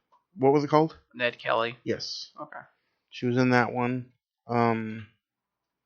The Ring 2 in 2005. Stay in 2005. King Kong in 2005. She had a big year in 2005. And then you get her in The International Looks Familiar. Is Clive Owen in that? I think so. She really... I don't think she's... What? Is there anything recent she's done? Dreamhouse in 2011. I didn't see that. J. Edgar in 2011. Oh, that's right. The Impossible in 2012. Oh, yeah. She was really great in The Impossible. Yeah. Birdman in 2014. I forgot she was even in that. St. Vincent with... Actually, I heard that was pretty good. It's not bad. She was in While We Were Young with Ben Stiller. Mm. That's an A24 movie. Sea of Trees, A24 with Matthew McConaughey. I haven't seen it. The Divergent series, Insurgent. She's Evelyn. Demolition, she's Karen with Jake Gyllenhaal. That's a good movie. She's in Allegiant. And then she's in Shut In from 2016. I've seen that one, and that's... Is it a horror movie? Yeah. Okay. And then she's in the new rendition of Twin Peaks. And then it looks like her last big movie, she's in Amy Edgar, which I've never heard of that. Oh no, she's in Loose. My bad. I have heard of Loose. Came out last year. And then she was in Vice. She's a news anchor. Cheney book? Yeah. The Dick Cheney movie? Yeah. She's a news anchor, but she's uncredited for it. So she's really kind of since 2005 kind of slowly kind of gone off the radar, but still working moderately. Yeah, which I would say, I guess her last true awesome movie that I really enjoyed was The Impossible from 2012. Yeah, I would agree.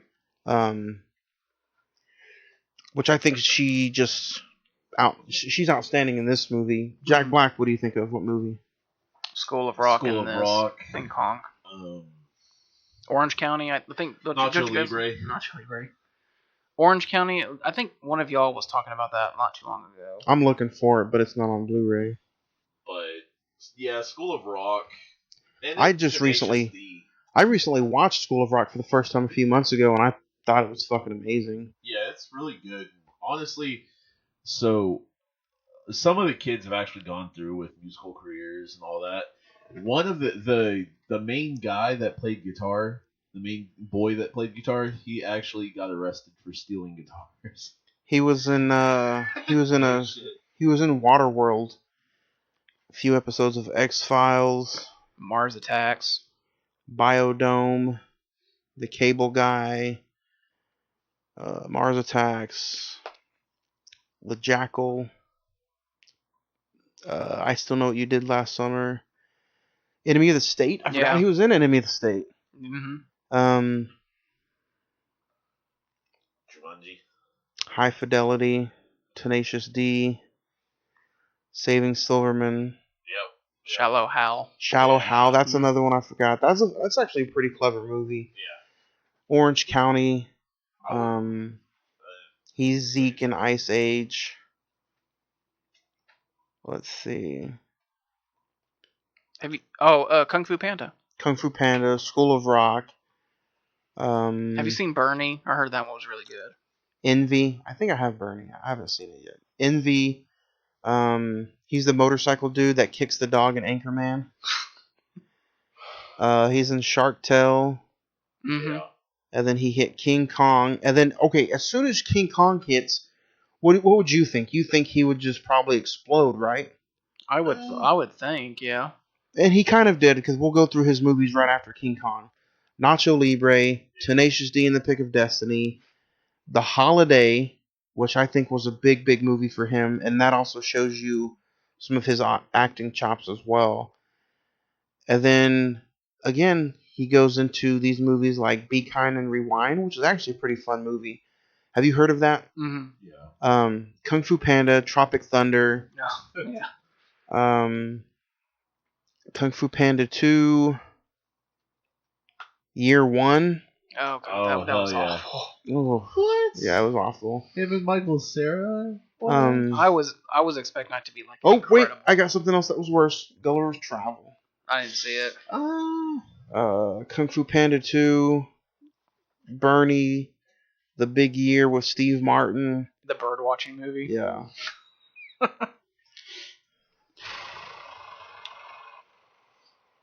And then he just literally has done nothing. He's been I think he's been touring as Tenacious D for a while. They came to Oklahoma City. Yeah. Late last year. And then it looks like he did the Goosebumps, and then he did Oh, that's right. Kung Fu Panda 3, Jumanji, Oh. and then The House with a Clock in Its Walls. I think. Uncredited it in Goosebumps 2, and then Next Level. Yeah. And then, yeah. Which, I mean, if he's doing stuff with Tenacious D, I guess more power to him, but he's one of those that I feel like he just is he is and can be a really good actor. Yeah. So, Zach, you want to talk about when they get to New York? Yeah.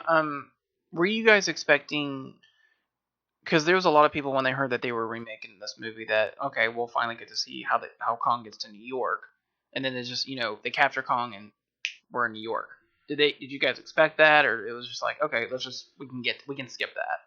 I don't think the movie does it need it. No, Peter Jackson said it would have been another hour long.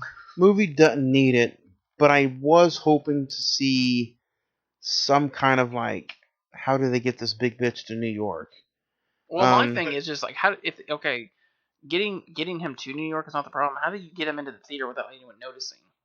That's my question. A big fucking blanket. Yeah.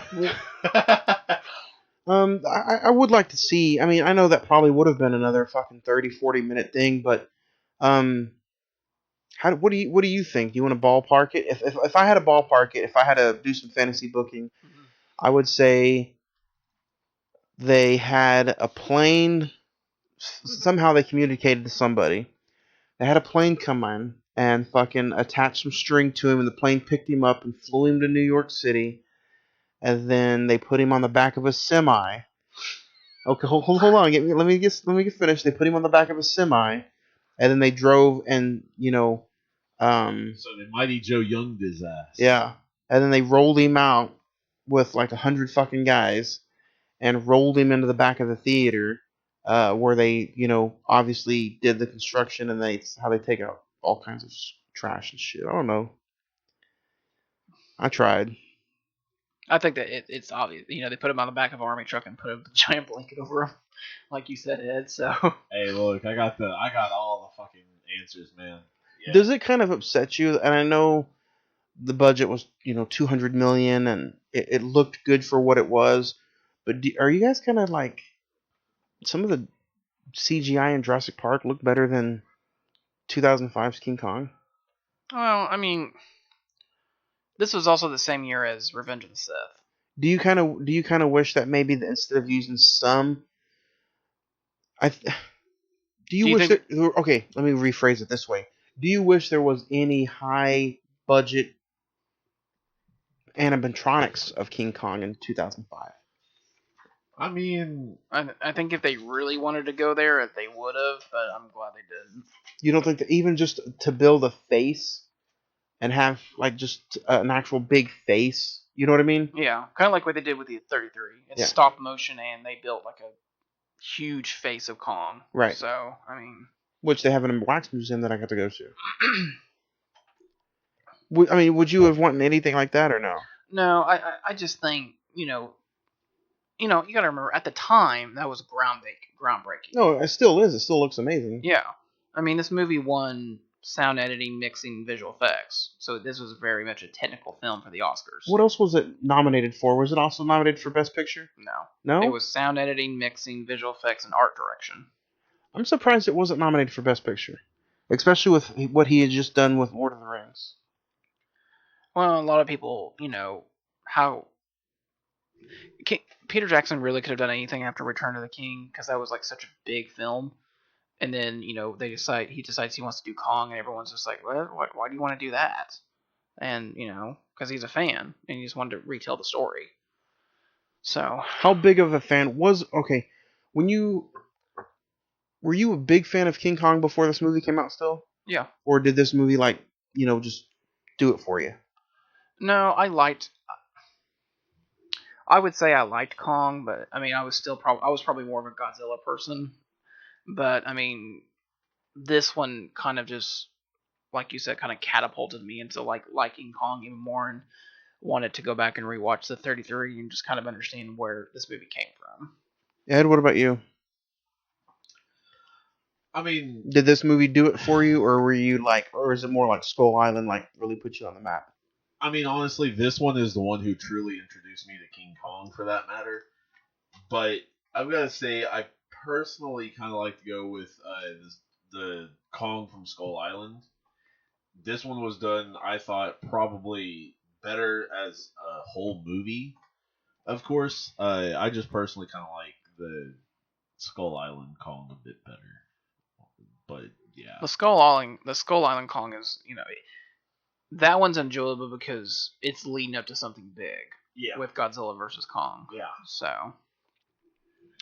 What did you think of the scene where he, they have him in chains, he busts out, and he's he picks up every single blonde.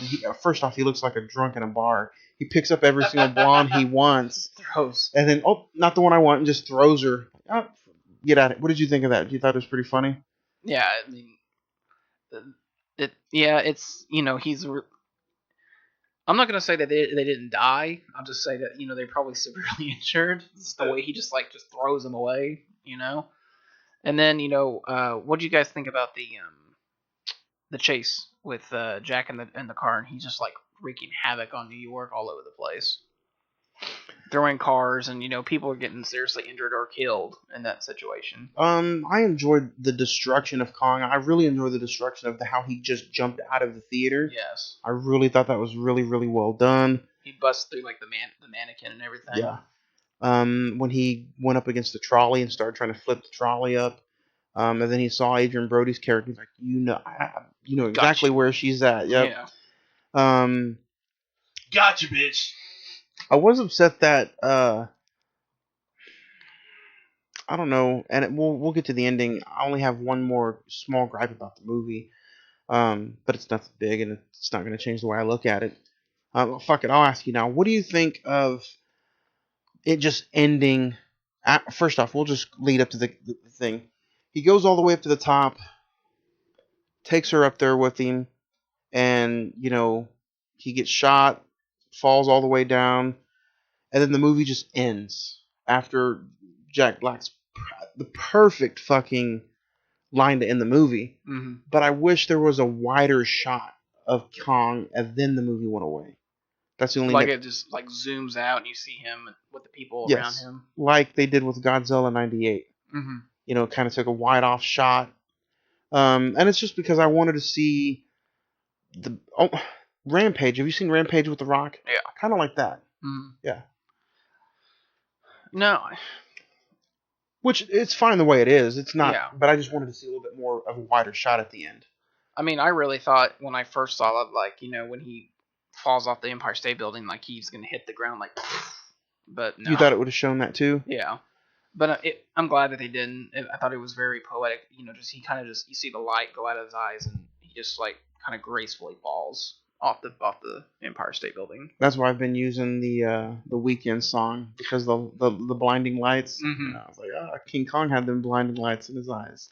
Exactly. Do you guys like that sequence? Do you like him flying or fighting the airplanes? I do a lot. I think it's probably the thing that draws me in, and it's the you're kind of like, first off, in the 4K shot of it, dude, it's breathtaking. You see him trying to grab the planes, and the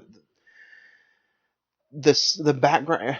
If this makes any sense, the background is almost a character in the movie. Mm-hmm. Yeah. The background sequence of New York City is almost like the third character up there at the top. You see Kong, you see the planes, and then you see the city, and it's kind of breathtaking. And yeah, I really enjoyed the sequence. I mean, I've got to say, like, I enjoyed how it was an ode to the original, even though I've never seen, the original. But you've got to have some appreciation for something like that, because that's such an iconic scene. Yes, it's very cheesy, low budget looking, and just outright weird. But at the same point, you've got to understand, like, they did the best with what they had, and it's still. I mean, honestly, it still inspires people to this day. So I think that's ultimately kind of one of the few monster movies that birthed the entire subgenre, if you will. Yeah. Well, and Johnny, you asked me, maybe not. We talked about, maybe it was with Dracula or something. You asked me why I like monster movies. Monster movies they pretty much handle the anxieties of our times. Kong is not so much, it's more of a man versus nature type thing. And, we are able to build this Empire State Building. We're able to do all this. But nature can just easily just take that back anytime it wants.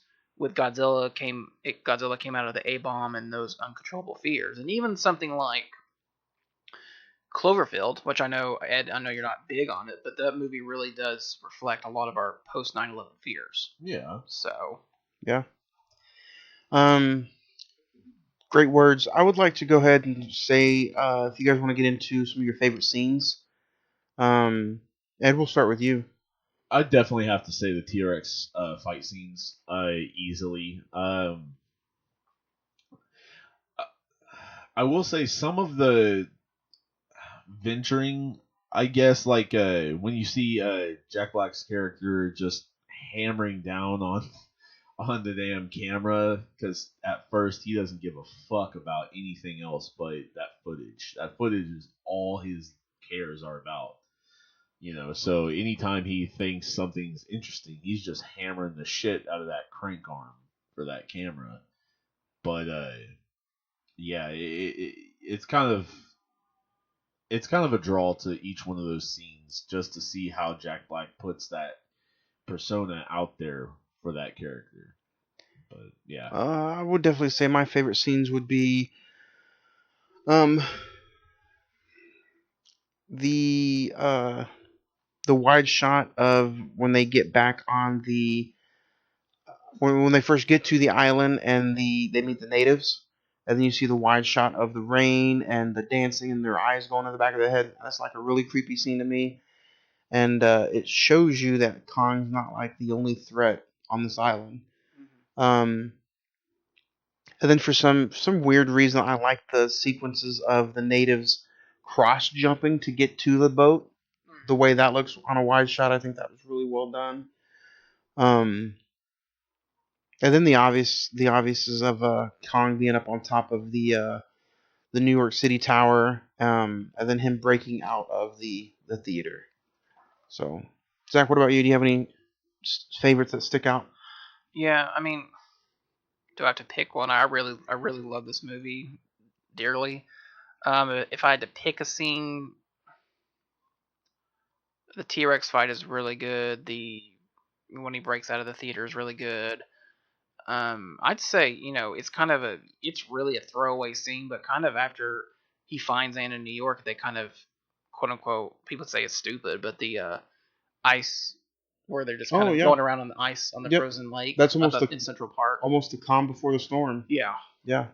And that's one more extended scene after the mortar shell hits the lake. He's running, just pushing everything aside. There's a scene where a group of army men are in the back of a truck and they're saying like, well, we're gonna kill it, we're gonna do this and that, and then they get taken out, and the end joke is that it's all the CGI animators that worked on Kong. So, and then one last thing, and we can wrap up, is the at the end when Carl Denham said it was Beauty killed the Beast. I think Jack Black does deliver that line perfectly. Originally in the script, it was going to be an old woman played by Fay Wray from the original film that say that, but she passed away before filming began, so that would have been cool if they were able to pull that off. But but Jack Black did, like I said, he delivers the line really well. That is a perfect way to end the movie. Yeah. So, I really think you guys, if you haven't checked it out yet, it's 15 years old today. What a way to talk about a 15th year anniversary. And tell Johnny, we're gonna post some pictures of I actually collect. Yeah, go check it out on the Facebook. It's already on there. There's all different kinds of news articles and what we watched it on. And Zach kind of explained the news articles that are on the Facebook page. Yeah, because I'm a nerd. I still have the original movie stubs when I saw the film from 2005. I have the original film review that was in the Oklahoman and the Oklahoma Gazette when the film came out. It just kind of this is back when newspapers actually took out a whole section of the paper and did dedicated to the reviews, the little movie posters, and all kinds of stuff. So that stuff's on the Facebook page. So definitely go check it out. Yeah. But I think if it was still popular on newspapers, shows like this wouldn't be as popular as they are. Yeah. Which I want to say I do have some new downloads from Argentina. I'd like to say thank you. I don't know the language. That is really cool. But yeah, we got some new downloads in Argentina. And developing. We are now in 44 states. We have a download. Nice. We have at least one download in 44 states. So we still need a few more. Everything's getting, going pretty big here, and I want to say thank you as we were approaching the last 2 episodes of this year. Every week we just keep growing. Every month we keep growing, and I want to say a quick thank you to everybody out there who listens, who downloads, who streams. Because if we have 2,000 downloads, we have at least 5,000 streams. Damn. So I want to say thank you to everybody out there for that. It has been a tough 5 weeks. Yeah. For everybody, including all of us here at the podcast, everybody listening. If some of the episodes haven't synced, I apologize, but we still was able to get you your content out there. We had some uploads a day or two early. Well, now that it's over, kind of explain what the backstory was. This isn't my primary job. I wish it would be. This isn't really even, we just got on a bender. That's all it was. But my primary work, I had to go out of town to Houston, Texas for a few weeks. It equaled out to be almost 30 days. And we juggled here at the podcast. We did 2 or 3 episodes in a week. We did 2 episodes in 1 week, or 2 episodes in 3 days, stuff like that, just to make sure that you guys got your weekly content. Even though it might not have uploaded on a Monday, it might have uploaded on a Sunday, but it was still there. And if you're wondering why it sounds so weird, a lot of the November episodes we recorded in October. Yeah, and that's kind of some reasons, like Tommy Lister, or any of the deaths that have happened in the cinematography world, or whether it's TV, video game, or movies itself. That's why we Vader, the actor who played Vader. Yeah. We didn't announce it or talk about it on Rogue One because it happened Yeah. And we didn't get to, a lot of the last didn't- 4 episodes were really pre-recorded weeks in advance. Yeah, we didn't talk about Alex Trebek passed Yep. away. Yeah. That was a big one. So I mean, it's kind of that's why these last 4, maybe 5 tops episodes that have sounded kind of strange or odd. But drum roll, Oh, before we because before we go ahead and announce that, what were you going to talk about? rating for King Kong. We'll get there. Okay.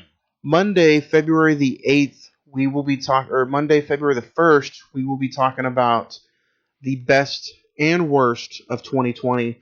It'll be our 3rd annual award show. So Monday, February the 1st, we will talk about, we'll talk about deaths that happened in 2020. We'll talk about bad movies, good movies. And then just like last year, the best of 2019, we will have an award for, we'll have 10 categories, 10 different awards, and then we'll have our top 5 movies of 2020. Heck yeah. So don't forget that, Monday, February the 1st. So that gives everybody listening and all of us still 6 weeks to watch brand new movies. Yeah. Next week, Monday, December the 21st, we're talking the 20th anniversary of The Grinch. That movie's been like going crazy on Freeform right now. Yeah. And then Monday, the 28th of December, we're talking about Wonder Woman 1985. Hell yeah. 84. We're actually going to end this year on a 2020 movie. Yeah. So can't wait. Those are the next 2 movies, and that's how we end the year out. How are we going to open 2021, Johnny? We are opening 2021 with Tenet, the 2020 released movie from Christopher Nolan, starring my guy Robert Pattinson, John David Washington, and really one of the big missed opportunities for 2020. I think this movie, even though I got to go see it in the IMAX, Zach, you went and saw it in the IMAX, even though this movie was all that it could have been and then some, this really deserved a huge, almost billion dollar fucking year. Yeah. But we'll talk all about it here in a few weeks. 3 weeks from today, we'll be talking Tenet. So actually, guys, the Blu-ray comes out tomorrow. So the Blu-ray, the 4K, go check it out on Vudu. Comes out tomorrow, Tuesday the 15th. So check that one out, and let's give King Kong a rating. Ed, if you had to give Kong, what would you give it? I'm going to go ahead and give it 8 skyscrapers. 8 skyscrapers. I'm going to give this movie a 10. I really loved it. Jack Black, the cast. It's really, you know how a movie is good when you go in kind of not wanting to see it, and then it just flies by, and you're like, God damn, you kind of have a little tear at the end of the movie. Mm-hmm. I enjoyed it. I originally rated it 7 4 weeks ago, so that tells you how much difference 4 weeks can make or a different rewatch. So I think it's got great rewatchability for a 3-hour movie. Yeah. Zach? Yeah, I'm going to be right there with you, Johnny. I'm going to give it a 10. It's personally one of my favorite movies of all time. And it was an incredible experience to see that in the theater. Peter Jackson has actually shown interest in converting it to 3D, re-releasing it in 3D. Really? So I thought that'd be kind of cool. Even like this year? Not this year, but just like it was filmed with a 3D camera, so the possibility of it still is out there. So nice. You can have my $10.50, please. Release it. All right, guys. Every week we talk in the mailbag and we answer some emails. So go ahead and email us some emails. Ask us about the show, some movies, or what you want to hear us talk about. Or send us in your personal top 5. We have you guys play along with us every single week. So send us some of your top 5 saddest moments in movie history. Next week, don't forget to email us and send us your top 5 Christmas/holiday movies. Email us at cinemen921@gmail.com. Again, email us at cinemen921@gmail.com. We're also going to ask Nicholas Rice next week what his top 5 Christmas movies are. So send that in, and yeah, we'll read them aloud every single episode we get in the mailbag. Heather says, I just listened to the Rogue One episode, and I love the conversation. I did have one bone pick. Top female leads, and no one picked Zoe Saldana. for anything. I think she Oh, was that's- really, really good in Guardians. Guardians. That's true, actually. That was. I a missed forget that she's in the opportunity. first Pirates of the Caribbean. Yeah. Oh shit. Or she has her own action movie, Columbiana. Yeah. Or she was in Losers. Yep. And So- of course, you know. Avatar. Yeah. Danielle says, never seen King Kong from 2005. It does look interesting. I'm just nervous about how you say the girth of things because of how long it is. But I'll try anything I'll recommend. Do you know where you can find it? I think it's honestly you can find. I've seen the steelbook at Best Buy for like $5-10. Yeah. Or I think if you have a Hulu Star subscription, you can watch it. Julio. It's- Premium Julio. subscription. we know Julio's on your mind. No, it is on Hulu premium subscription. This is a Warner Brothers film. Why is this not on HBO Max? It's Universal. Is it? Yeah. Fuck. The Kong Skull and it's Warner Brothers. Oh. Steven says, what's one movie y'all wish you could have covered opening weekend of this year? Ooh. Because of COVID, nobody got to talk anything about opening weekend. I mean, Wonder Woman would have been cool opening. I kind of wish we made. original. I wish we made Ed go see Tenet. We all could have talked about Tenet opening weekend. Yeah. Yeah, that would have been nice. No Time to Die would have been good. Yeah. Black Widow. Yeah. Black Widow would have been really, really fun. Quiet Place Part 2. Yeah. Godzilla vs. Kong. Would that have been this year? Yeah, it would have been. If it hadn't come out in May, it would have been Thanksgiving. So. My biggest one is I'm gonna say Eternals would have been fun too, but I'm gonna say Black Widow. Yeah. Black Widow would have been interesting. Also, you know what? I'm gonna say it, and we all went to go see it. Bad Boys for Life. I Yeah. think that would have been a fun movie to talk about opening weekend. Even though we all went. Did you go see it, Ed? No, it's just me and you. Oh, god damn it! We went and saw Birds of Prey. Yeah, we did that one. Yeah. Yeah, I wish we would have taken advantage of Bad Boys. Bad Boys for Life. Who knows? We might talk about that next year. It's weird on the onset that that's like kind of the highest grossing film of this year. And it's gonna. You think it'll end, or do you think somehow, some I way? think Wonder Woman will beat it somehow. Go look right while I'm reading this email. Look and see how much money Bad Boys made. Sarah says my top 5 female. Who the fuck me in the ass? Hold on.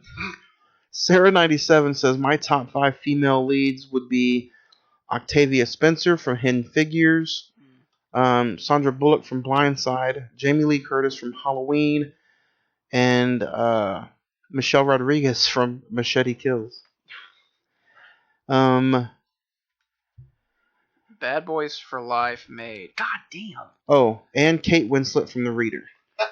It made $426.5 million. I think Wonder Woman could do it. It's like I was checking tickets earlier in the week, and it's doing well. It's only got 6 days to do it. Yeah. That'd be a fucking awesome thing if it actually does. Sam G69 says my favorite all-time female lead would be Angelina Jolie for Wanted. Oh, yeah. Jeff says I absolutely love King Kong. I'd rate it a 9, but it is a little lengthy to sit through. If there was 2 scenes or some sequences you guys could cut out, what would you cut out? The bug scene, but then again, knowing what that actually is hailed from, I'll accept it. I really think that, if anything, I think you could cut the voyage down a little bit. Yeah. The boat ride, like, just trim it down maybe 10, 20 minutes, I think would be good. They gave too much backstory on the little boy. Yeah. They could have. Yeah, they could have. I don't The know Jimmy why. Hayes thing, yeah. They could have could've cut been that cut. out. Coco Crisp says, will you guys see Wonder Woman in theaters or on HBO Max? Probably HBO Max, to be honest, the convenience of it. I would love to see it in the theater, but probably HBO. I might be that kind of person. I might go see it on Christmas Day if Harkins is open. There you go. I'll be Yeah. working Christmas Day, so. I'm off Christmas Eve, Christmas Day, and the day after Christmas. You two-faced son of a bitch. No, I already read that one. Jessica says, has anybody seen the Jeff Bridges version of King Kong from the 80s? Yes. Yeah. I don't remember anything from it. I other than Jeff Bridges. I haven't seen it. Do you remember if it was good at all? I do remember him stepping on one of the main characters, and I remember him destroying like a Amtrak train. That's about it. And I remember in the Empire State Building, it is bloody as fuck when he dies. Like, the blood spurting out and everything. Oh, dang. Yeah, I have never seen it, but again, one thing we didn't get to talk about while we were, doing our different thing was, I want to wish some wishes to Jeff Bridges, actually, since that was brought up to get well. Yeah. He's being looked in for Tron 3, and they're going to have a whole new trilogy with Tron, and I think he should at least, get better and try to be in Tron 3. He's one of my favorite actors, and hope everything goes well for that guy. Anybody else have anything to go with King Kong? Ed? That'd be a negative. Zach? Happy birthday, Kong, and thanks for a great experience. Alright, guys, this is Juan, and we will see you next week right here for the 20th anniversary of The Grinch, and we will sit down and have a conversation with one Mr. Nicholas Rice. Don't forget that interview, plus our 20th anniversary review of The Grinch, and we're going to talk our top 5 holiday movies next week right here on the Cine-Men Movie Podcast. You don't even have to do too much. You can turn me on with just a touch, baby.